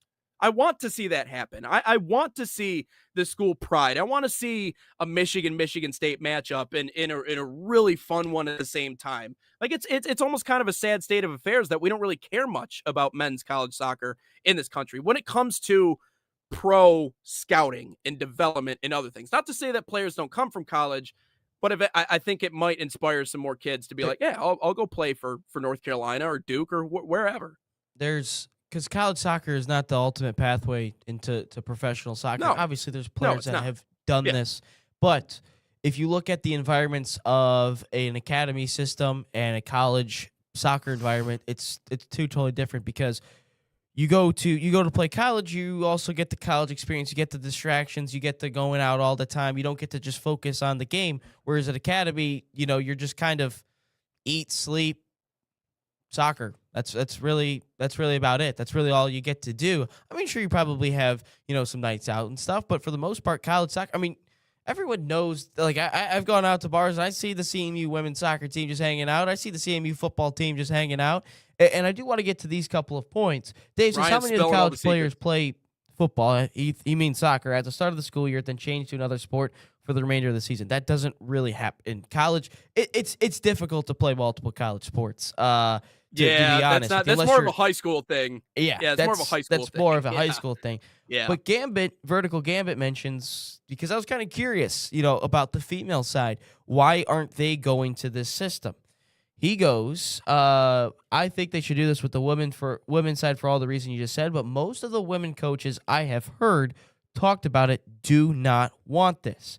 Females, and I go, why is that? Females do college more for education and fields that need labs and internships. Think of nursing. They use spring to do those types of things. Listen to the Inside the College Soccer that has 3 Division I coaches for the women game. They talk about it often. All right, looks like we're going to have to get some women Division I soccer coaches on the show here. Maybe we'll have to get some men's coaches on the show here in the next upcoming weeks. Vertical, that's a good point, too. Maybe they run track in the spring. But, again, track's not a super time-consuming thing. You're really just running your 1 or 2 events that are, you're just running. I'd be interested to say, there's a lot of guys go to college for an education. If someone's an engineer and they're also playing soccer, I'm guessing that's an extreme amount of time. And also you got to consider exams and all those other things. I don't think it has to do with women more go to college for the education versus men. I think that's a pretty weird line to draw. But anyways, it's certainly something that we can talk about. I think you kind of look at basketball and football and baseball, the way that those, and some of those, hockey yes, as well. That you're right. Those are college soccer in America for the men's side. This is specifically for the men's side. Doesn't necessarily get you into the pro game. It doesn't, because you could be a first-round draft pick in the MLS Super Draft or whatever it is. Doesn't ever mean you're going to sniff the field, because MLS teams have gone closer to the academies, and rightfully so. They should. I think academy systems are definitely the way to go, because you go to the academy to be a professional soccer player. You might go to college soccer to get a little bit of a college experience. Yeah, you get to play at a high Division I level. You get to say that there's still good competition at Division I level. I'm not knocking it at all. But there is a difference from the men's side, from academies to the college game. There are two completely different things on the men's side. Women's side, it's different. Like you mentioned, if it ain't broke, don't fix it. The women's side doesn't need fixing. It doesn't need retooling. The men's side and the other side needs 100% retooling. Yeah. And I just think this is a right direction for USA Soccer. Not saying we're going to win a World Cup or contend for one, but I'm just saying this is a move in the right direction for our development. I think this ultimately is just going to raise our soccer nation's floor, rather, for USA Soccer. And I think it's a move that we desperately needed. It's a little long overdue, to be completely honest with you. But, hey, we finally got there, and it's only going to help that. Yeah, no, I agree. And that is exactly the point. All this kind of plays in together, right? We talked about the pay to play a little bit earlier. Now we're talking about college soccer. It all has to do with, again, the men's side of the game. How do we just raise our floor as a soccer playing country? You got some more comments to work in before we take a break? Yeah, Fabian, is academy better than college for the MLS? I would say so. I would say so. I mean, we just showed 3 examples here today: Xavier Gazzo, Kevin Sullivan, and Julian Hall. That doesn't even mention all the other prospects that have been playing for the New York Red Bulls.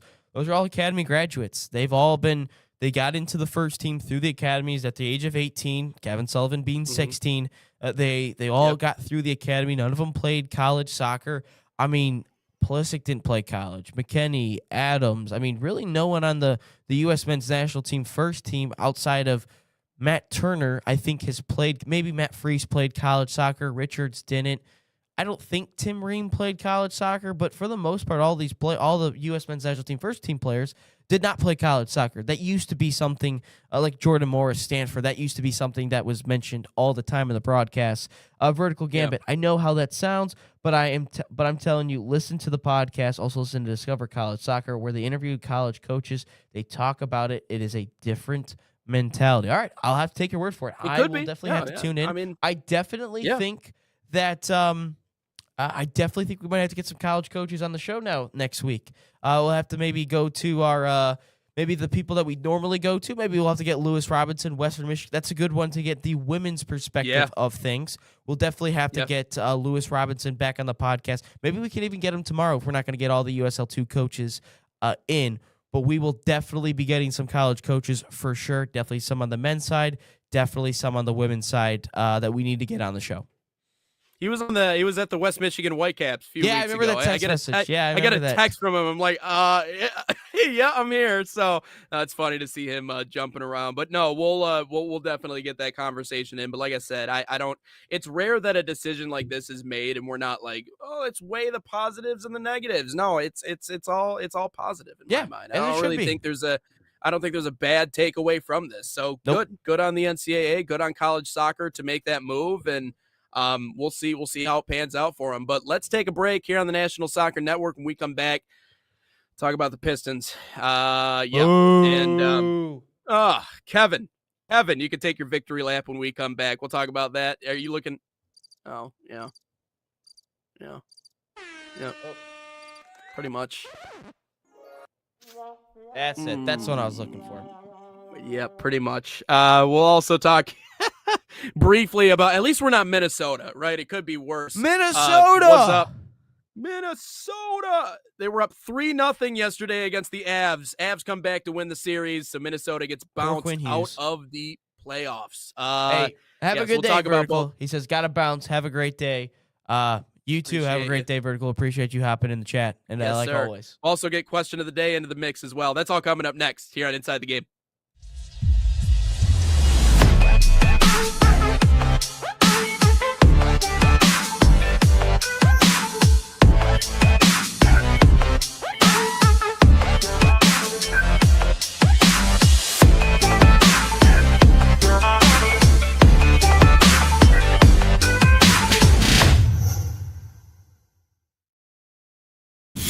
Experience the thrill of the game like never before with NSN's Game Rewind. Dive into full match commentaries enhanced with cutting-edge dynamic graphics, letting you relive the highs and lows of your favorite matches in astonishing detail. Whether it's a championship win or a legendary play, NSN Game Rewind bridges the past and future with a broadcast experience designed to captivate. Call 586-304-4405 and start watching today.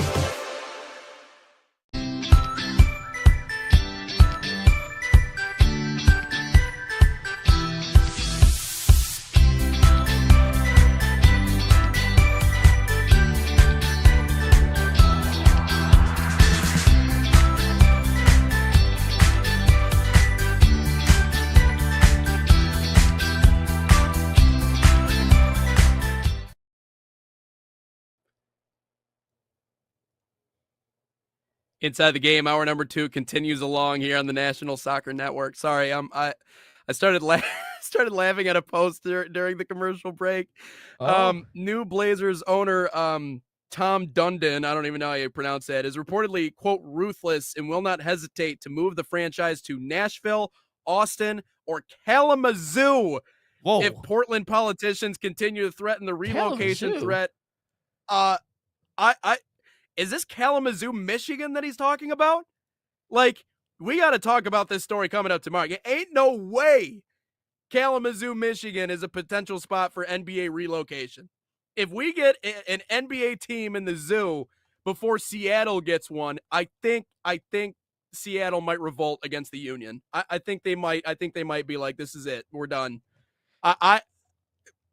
The second picture in that, we got to show that maybe coming up tomorrow on the show. There's 5 places named Kalamazoo. Kalamazoo, Michigan, Kalamazoo, Florida, Nebraska, and West Virginia. So yeah, no, I don't really know where all those ones are. But a couple comments. Fabian, how are the Pistons doing? Horrible. Kevin, I ain't taking no victory lap yet. And respect you guys too much to take a victory lap if the opportunity comes about. Hey, we appreciate it, Kevin. But hey, so no victory laps at all. Hey, man, I think you guys have secured the series. They needed to win last night. Oh, they lost it. Yeah, they lost it yesterday. Yeah, they lost it yesterday, in my opinion. And I was so grateful that my game was during the second half of that Pistons game, because if I was watching that game, and again, I rewatched it, but that was dreadful. I looked at my phone just like in the first half, and I go, oh my God, we're going to win. We're up by 9 with 2.5 to go. Yeah, no, you're not going to score any field goals late down the stretch. Do I think that there was a foul on Jared Allen, on Asar Thompson? 100%. But you cannot allow... How many times have we had this discussion as Detroit fans? You cannot put the game in the officials' hands. We've seen it too many times with the Lions. We've seen it too many times with the Pistons. You are up by 9 with 2.5 to go. There's no way you should lose that basketball game unless your name is Juwan Howard coaching a basketball team. That's the only way that happens. But you cannot allow the game to go into the officials' hands. You have a firm grasp on the game. All you have to do is play normal basketball, play smart, don't turn the basketball over, don't foul, don't let anything silly happen. And you allowed all that to happen. How can you have 0 field goals late in the game? How can you allow that to happen if you're the Pistons? This team is flawed, it's fraudulent, and when you don't have a true number 2 that can create their own shot that's not named Tobias Harris, because I don't think he's a true number 2, you're going to have issues. And if I have to see Jalen Duren play basketball for my team one more time, I'm going to crash out as much as Florentino Perez has been doing recently. We can't allow this to happen. If you're the Pistons, you have let an opportunity to go to the Eastern Conference Finals slip. And we already know that you were in the Knicks' heads from the beginning of the season. This is the best opportunity you will probably have in a long time to make an NBA Finals. Again, I don't think we will win the NBA Finals this year. I think the Thunder or the Spurs are going to do that. Said that since the beginning. But I'm just saying, a trip to an NBA Finals. The Pacers took the Thunder to 7. Maybe you could do it, but that was dreadful last night. You let it slip through their fingers. And a team that hasn't gotten past the second round since what, LeBron? Since LeBron? Come on, that's got to be better, guys. That's got to be way better. I sympathize with the people of Detroit when it comes to bad referees. I mean, I think of the no call on the obvious pass interference against the Cowboys in the playoffs. You mean they called it and then pulled it back? Yeah, that one. I think about the completing the process for Calvin Johnson. Not that would have made much of a difference. That team sucked anyways, but you get the point. I think of Josh Hart in the Knicks series last year, hanging up over top of, was it Hardaway who was trying to hit a three at the end of the game? Yeah, it was in the corner, yeah. There are literally video compilations out there on YouTube. You can go look it up. Search up lines, get screwed. See all the different moments. Yeah, all the different moments where the referees decided to JT being short decisions.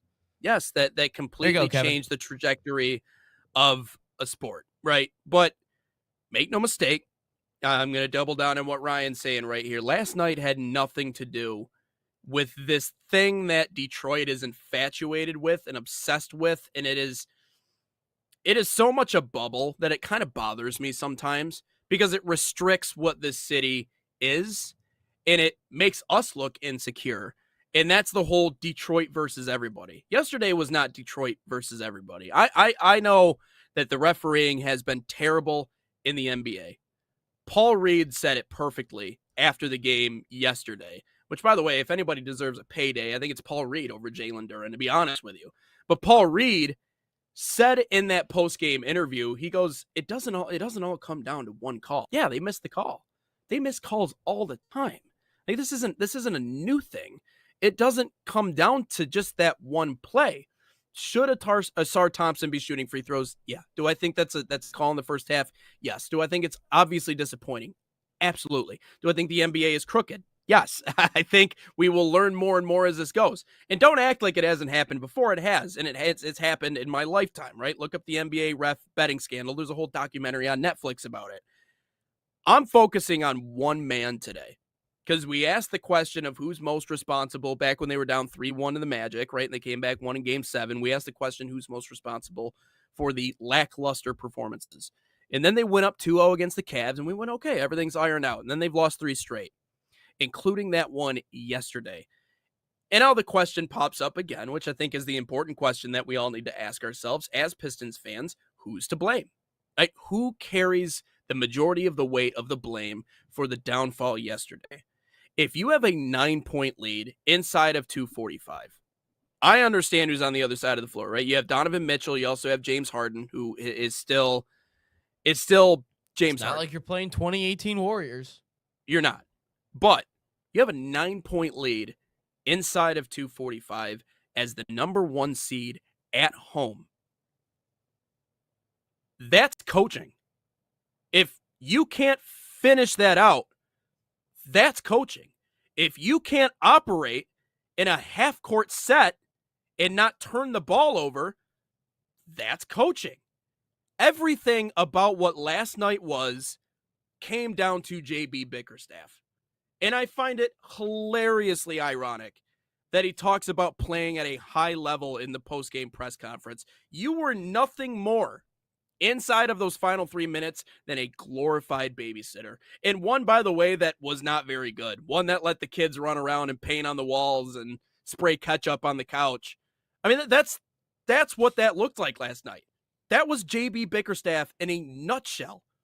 You did everything you could in the most important game that you've played all year to be up 9 inside of 3 against the referees, against the grain, against what a lot of us have seen is a large disparity over the last 2 games when it comes to calls and free throws and all those things between the Cavs and the Pistons. Despite all of that, you had a 9-point lead. You had a 3-possession lead going into the last 2:45. And because of laziness, because of lack of an ability to slow the pace down, you end up losing that game. And make no mistake, you can say Pistons in 7 all you want. Ladies and gentlemen, this series is over. You choked away a 9-point lead inside of 3 minutes at home with a chance to force a decisive Game 6 on the road in Cleveland, and you don't win it. And now you want to go to arguably the hardest place to play in this NBA playoffs, bar none, Cleveland, Ohio, to try and keep your hopes alive. With cement feet Jalen Duren, turnover party Cade Cunningham and JB Bickerstaff, who again was just arms crossed, just watching this calamity as it happened in front of him. They're not a bad team, but they are flawed, and they're not NBA championship worthy. And that's what makes it hard to watch these games. Yeah, I mean, I missed a majority of the first half. I tuned in for a little bit of the second half. I mean, the most of it, just to see what was going on. Obviously, I was tracking it as it was happening. But everything about yesterday I don't think it's even remotely controversial to be like, yeah, hey, this series is over. It's done. And so there's a lot of thinking that has to be done. And I know they still have a chance. And hey, I appreciate Kevin for not taking the victory lap. I don't speak too soon. I would have too. No, this is all on JB. And yes, I think it's a mix of both. It's a mix of both. Because it's a mix of both. Because you said it yourself that if you're an NBA head coach, you're just going to let the guys late in the game, you're just going to let them go ball, and I'm going to watch. And JB did that. I think it's a mix of both because why is Jalen Duren on the floor late in games when Paul Reed and Beef Stew have shown time and time again that when they're in the game, good things happen. Good things happen when those two are in the game. So I think it's partially. But the amount of shot clock violations offensively, look, this team is flawed, especially offensively. You cannot play Asar Thompson and Jalen Duren on the floor at the same times. But at the end of the day, the players got to go out and execute. They got to go out and play. And I think it's a mix of both. You can't put all the blame on JB Bickerstaff because what's JB going to do? He doesn't have three-point shooters, and his one three-point shooter is out. He's hurt. He wasn't playing yesterday's game. Kevin Huerter? No, the reason Kevin Huerter was traded so they could get Jaden Ivey's cap hold money off the books. That's what it is. But the amount of shot clock violations that they had, that's not all on coaching. We don't have a smart basketball team. We have a very dumb basketball team. How many times do I got to see Danish Jenkins drive the basketball around, just dribble, patty cake dribble, let's pass it around the three-point line, hoist up a shot? How many times do I got to see Danish Jenkins do that? He's stupid. How many times do I got to see Jalen Duren not try, get too deep on a rebound? How many times do I got to see that? Tobias Harris and Cade are the only ones who can semi-create shots, but when you don't have consistent three-point shooting, everything gets clogged. It's on both. The players have got to realize that you're a 1 seed. We can't get consistent shots up late in games. We're going to force all these shot clock violations. That's what we're going to do. That's what we're going to do. It's on both. The players and the coaches have got to be ashamed of themselves. And I swear to God, if you are Trajan Langdon, you're telling me that you will not look at this team this offseason and realize where the flaws are. You've got to get rid of Duncan. You've got to get rid of Karis LeVert because I'm not getting $14 million. Sign and trade Jalen Duren because there's probably a Charlotte Hornets franchise out there or the Washington Wizards. They're like, yeah, we'll take a big man for $40 million a year. Yeah, we'll take that. Danish Jenkins is a dummy, but I guess if he's making $3 million a year, it doesn't really matter if he can come off the bench. Asar Thompson, dude, how many times am I going to see you wide open at the three-point line and James Harden sitting in the free throw line and he's not doing anything? You have got to develop a jump shot just a little bit, man. But no, I think the fault of this game is on both the players and the coaches because the players are the ones to go out and execute. And the turnovers, the shot clock violations, not getting off good shots, it's on you guys as well.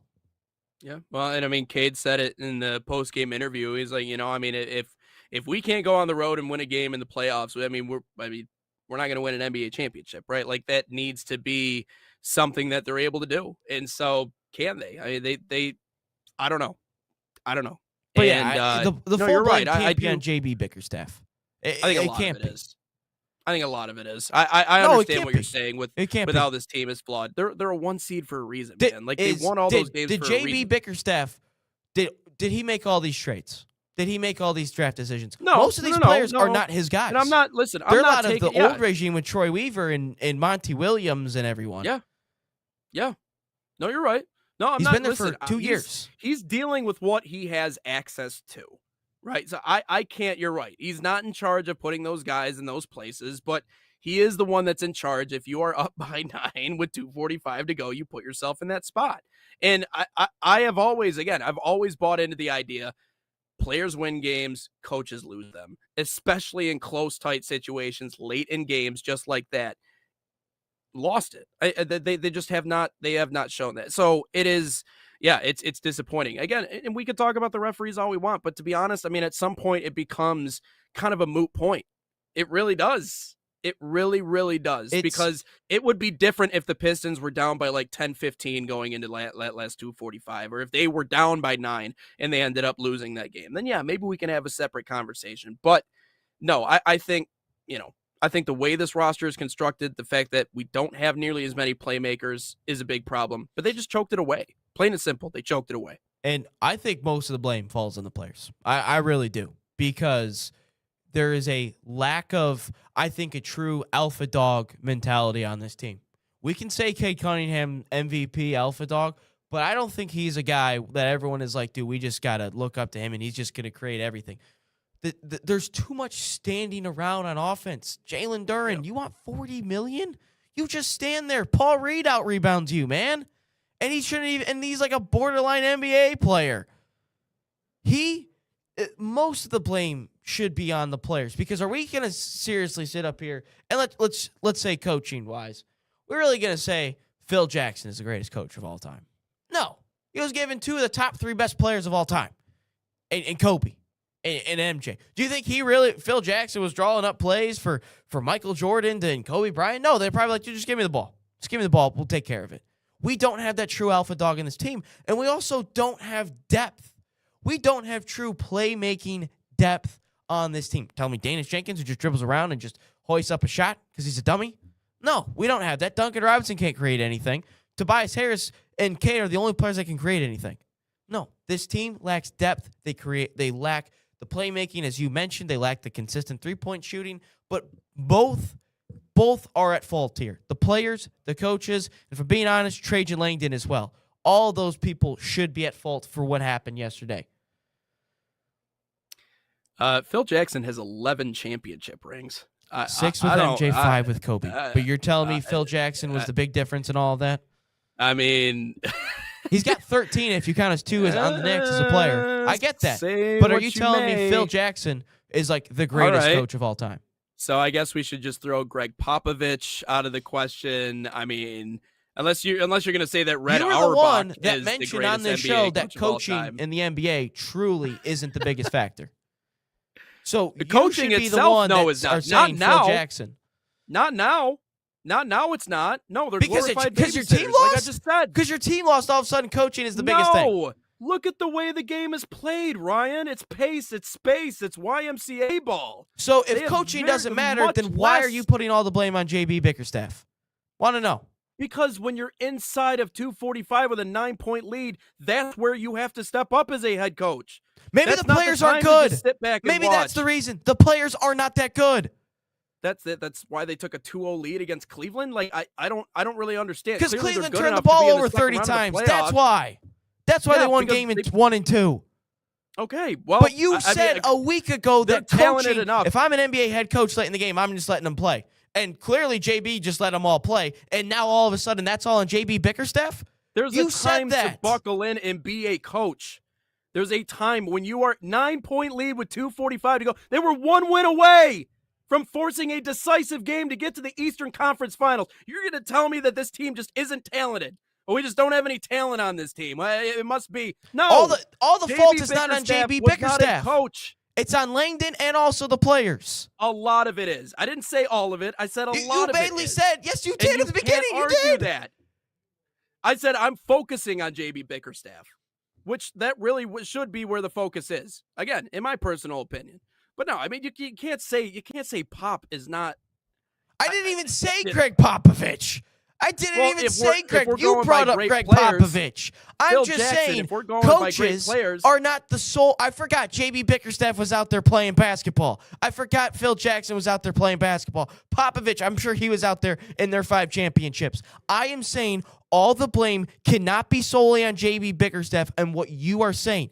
This team is flawed, and if I'm out here trying to vouch for Cade, MVP, maybe we should just take the game over, Cade, like you did in game 1 and game 2. No, but yeah. you didn't do that in game 3, 4, You're right. or 5. Maybe don't turn the ball over off an inbound, Cade. I forgot You need your JB stars to be Bickerstaff your did that. stars. You need your stars to be your stars. Absolutely. There's no debate. So all there. the blame And, should not be on JB. No, not every single you little said bit that. of it. But my focus today was on JB Bickerstaff. I thought yesterday, yes, in large part, that was on his shoulders. That was on his shoulders inside of. I forgot. Yes, I forgot absolutely. JB was playing yesterday. Maybe offensively, let's look at the shot clock. Maybe So why let's do pay they have a attention and look coach, at the shot Ryan? clock, guys. Why don't we just let's stop roll forcing all 10 these shot guys clock out there violations. and not even have a coach on the sidelines? What's the point of having a coach then? What's the point? You said NBA. You said late in What's games. the You point? said late in NBA games. You're just going to allow your players the ball. I'm just going to sit there and watch. I don't. You're gonna have to pull up the specific moment. was a week that ago. I said this, but I didn't say they have no hand in all of this. But this team, of course, they have. I forgot. Impact. Hey, when you get a rebound, maybe let's look at the shot clock. Maybe let's look a little bit. Let's not just pass the ball around and just let a shot You're clock right. violation run out. I forgot You're JB right. was out there doing that. Obviously, the players didn't execute. Like you're correct. I'm not taking And anything the blame away is from not Kate or fully anybody on else. JB. A lot I of it think is. mainly it's the players. Mainly a it's lot the of players. the blame can be put on his shoulders. Absolutely, it can. But I just don't. I think we focus on players, obviously, because they're the ones playing in front of us. Like we don't hear those conversations in the timeouts. We don't hear what's said. So it's easy to just get away from. Well, take the blame. I off just don't know JB's what you want shoulders. JB to do. His best 3-point shooter is not out there for floor spacing. He's got Cade, he's got Asar and Duren. They both struggle. And to the other point of Beef Stew and Paul Reed, they can't rebound over Jarrett Allen and Evan Mobley consistently. The only person you could maybe put in there, Duren, that's the only reason. Is he's out there, he can't rebound because Paul Reed cannot rebound over Evan Mobley. Mobley continues to cook him. Yeah, Duren's dead weight. And I did mention that, and I did mention Cade, and I did mention all of that. But no, I was just saying a lot of that I felt like last night falls on JB. But anyways, let's get to question of the day. Question of the day brought to you by Salt Athletic, an official sponsor of us here at the National Soccer Network. Use promo code NSN15 to save 15% off that #1 smell-proof cleat bag. That 100% works. Scan that QR code or visit saltathletic.com today. But question of the day, what is the most heartbreaking Detroit sports loss? Oof. That's a good question. Man, do you already have one loaded title up game. for yourself? Yeah, I would probably agree. I don't really think there's a substitute for that game. I mean, you controlled it all the way into halftime. I mean, we're talking about victory laps here today. People were taking victory laps at halftime of that game because it seemed like we were going to run away with it. And then obviously at the end, it just, I mean, I have never seen a bigger calamity than what that was. And also in the moment where it could least afford to happen for the least deserving of all the organizations that have had to go through everything. No, that was terrible, man. I mean, and to watch because that night I wanted to watch that one with my family. When it comes to the Lions, I got to watch it with my family, right? Because it runs the passion runs deeper than any other sport. And I'm watching my grandparents, and they come over for the family party, and they're both wearing these shirts like "One Before I Die," and I'm like, oh man. Oh, if they lose this game, this is going to be freaking heart shattering. And not only did they lose it, but they lost it in that way. So I'm like, Gramps, sorry about your little wish there. Not that I'm wishing any ill will over here, but I don't know if this organization is going to actually do that, but before, we don't have to go there. But anyways, that's what made it heartbreaking. That's terrible. I hated that. That is it. It has to be the worst. There's one other comparable one. We'll get to these comments. Pistons will lose to the Knicks. Knicks will lose to OKC. Again, I still think the West wins it. The loss of Barry Sanders, well, I wasn't around there, so I couldn't really tell you about that. Kevin, I don't take victory laps because I have had many heartbreaks in Cleveland. You're an Ohio State fan. You've had a handful of heartbreaks. Anyway, my college one would be JT Barrett, but there's one other comparable one to the NFC title game, and it is Game 2 of the ALCS 2013, where the day the Detroit Tigers died, where you're up by 4 runs in the 8th inning, I think. The 8th?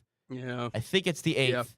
And, it is the bottom of the 8th, 2 outs, bases loaded, first pitch, Joaquin Benoit, first pitch, and Ortiz nukes it, and then you just see Torrey Hunter just leap up, misses it, and he flips into the bullpen. You even got the cops cheering, jumping around. that are the two. That one is comparable to the NFC title game because it's, the ALCS. Haven't gotten back to the World Series. And, it's the day the Detroit Tigers died. And this is where I kind of again, I understand the generational differences between Ryan and myself because I was old enough. I am old enough to remember the Appalachian State game for Michigan. I actually watched that whole game at my cottage. And Michigan fans just went into hiding after that one. And that was in a year going in where the expectation was that Michigan was going to go compete for a national championship. I mean, you had Chad Henne, you had Mike Hart, you had who was the tackle? Jake Long, who had a long career in the National Football League. Brandon Graham on that team?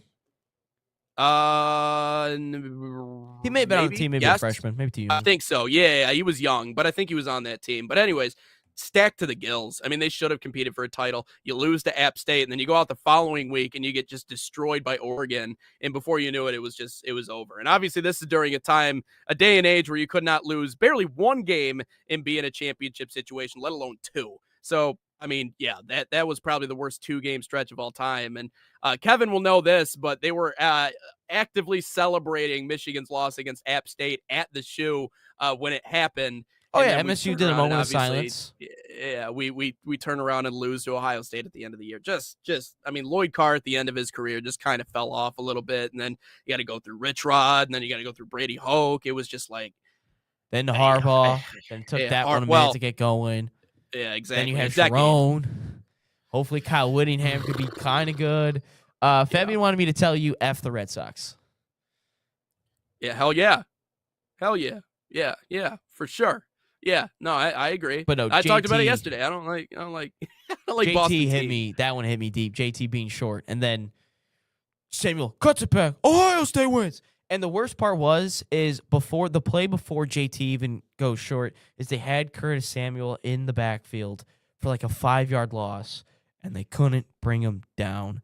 And then we get JT Barrett being short, and then Samuel cuts it back. Then we had to wait another 5 years before we could finally beat Ohio State. So brutal, absolutely brutal. Hey, but 13-10 was pretty funny though.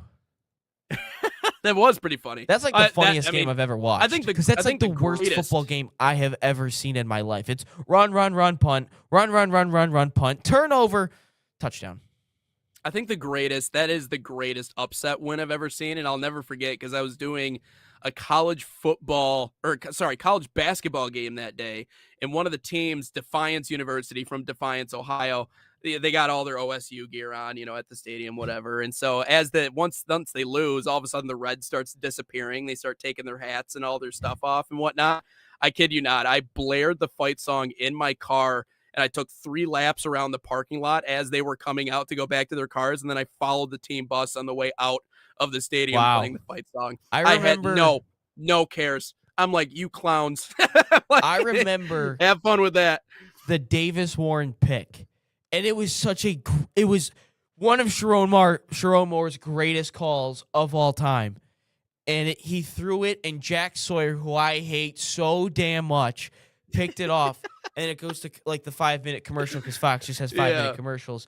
And my mom is trying to talk to me, and I'm like, Mom, I don't know. I don't know. And she's like, and I go, Mom, I'm sorry, but Davis Warren just threw a pick at the goal line. And now Ohio State's going to march down and win this game. And then all of a sudden we got Khalil Mullins rumbling down the field. We got Ryan Day calling consecutive timeouts. We got Davis Warren going like this. And it was like, what is happening? We might win this thing. And then I was fully prepared for the kick to be blocked on Zavada. I was fully prepared for it. Like I'm sitting there going, it's just going to get blocked. It's just the way this season has gone. It's the way this game has gone. It's going to get blocked. And then I remember the entire way, if this is how Walmart Wolverine I am, I remember the next day I had to drive back to school, and I listened to, I think, at least an hour of the Michigan fight song. I'm just playing it. And then I was playing like Mr. Brightside. I was playing Pump. Like I was on cloud 9. I didn't know what to do with myself. And the worst part is we weren't even going to go to the playoff and win anything sustainable. That was the worst part. Yep. And I think the thing is like, was it a little petty of me to do that? Yeah, but listen, if you want to give it out, you better be willing to take it. And that fan base, you're going to get it if I get the opportunity to give it to you. And whoever the douchebag was at the Bruno Mars concert chanting 27-9, F the Wolverines, we own you, that's just a weird place to do that at. That is a weird... Bruno Mars! No one cares. No one in their right mind is thinking Michigan, Ohio State. Ever. They are just happy what they just witnessed. Everyone's talking like, oh my God, that was so sweet. And it was. And then we got this douchebag who is thinking about Michigan wearing the Ohio State t-shirt. Walking around, I go, dude, you look like a complete tool, man. No one cares about this right now. They are just happy they witnessed. And Michigan fans are still probably talking about the basketball national championship than the football. Like, football is like, it's just like, after what happened this past offseason, it's like, okay, let's figure it out when we get close. And having to see Bryce Underwood step out on the football field one more time, oh my God, I'm going to lose it. That's almost like what I don't know what is worse to watch. Jalen Duren or Bryce Underwood running offense. I don't worry. Kevin, don't worry. When we win, the fight song and Hang On Sloppy plays a lot. Okay, so it's fine then. It's fine then. Hang on, Sloopy. Gotta love it. We heard the "We don't give a damn" for the whole state of Michigan from the Chicago people at Keyworth, but obviously that was Chicago, not Ohio. Hey, Kevin. But we still got a few for you. There you go for the Cleveland Browns. That'll wrap up timing. 288. Perfect timing. Right as the show ends. We'll talk to you guys tomorrow here on Inside the Game.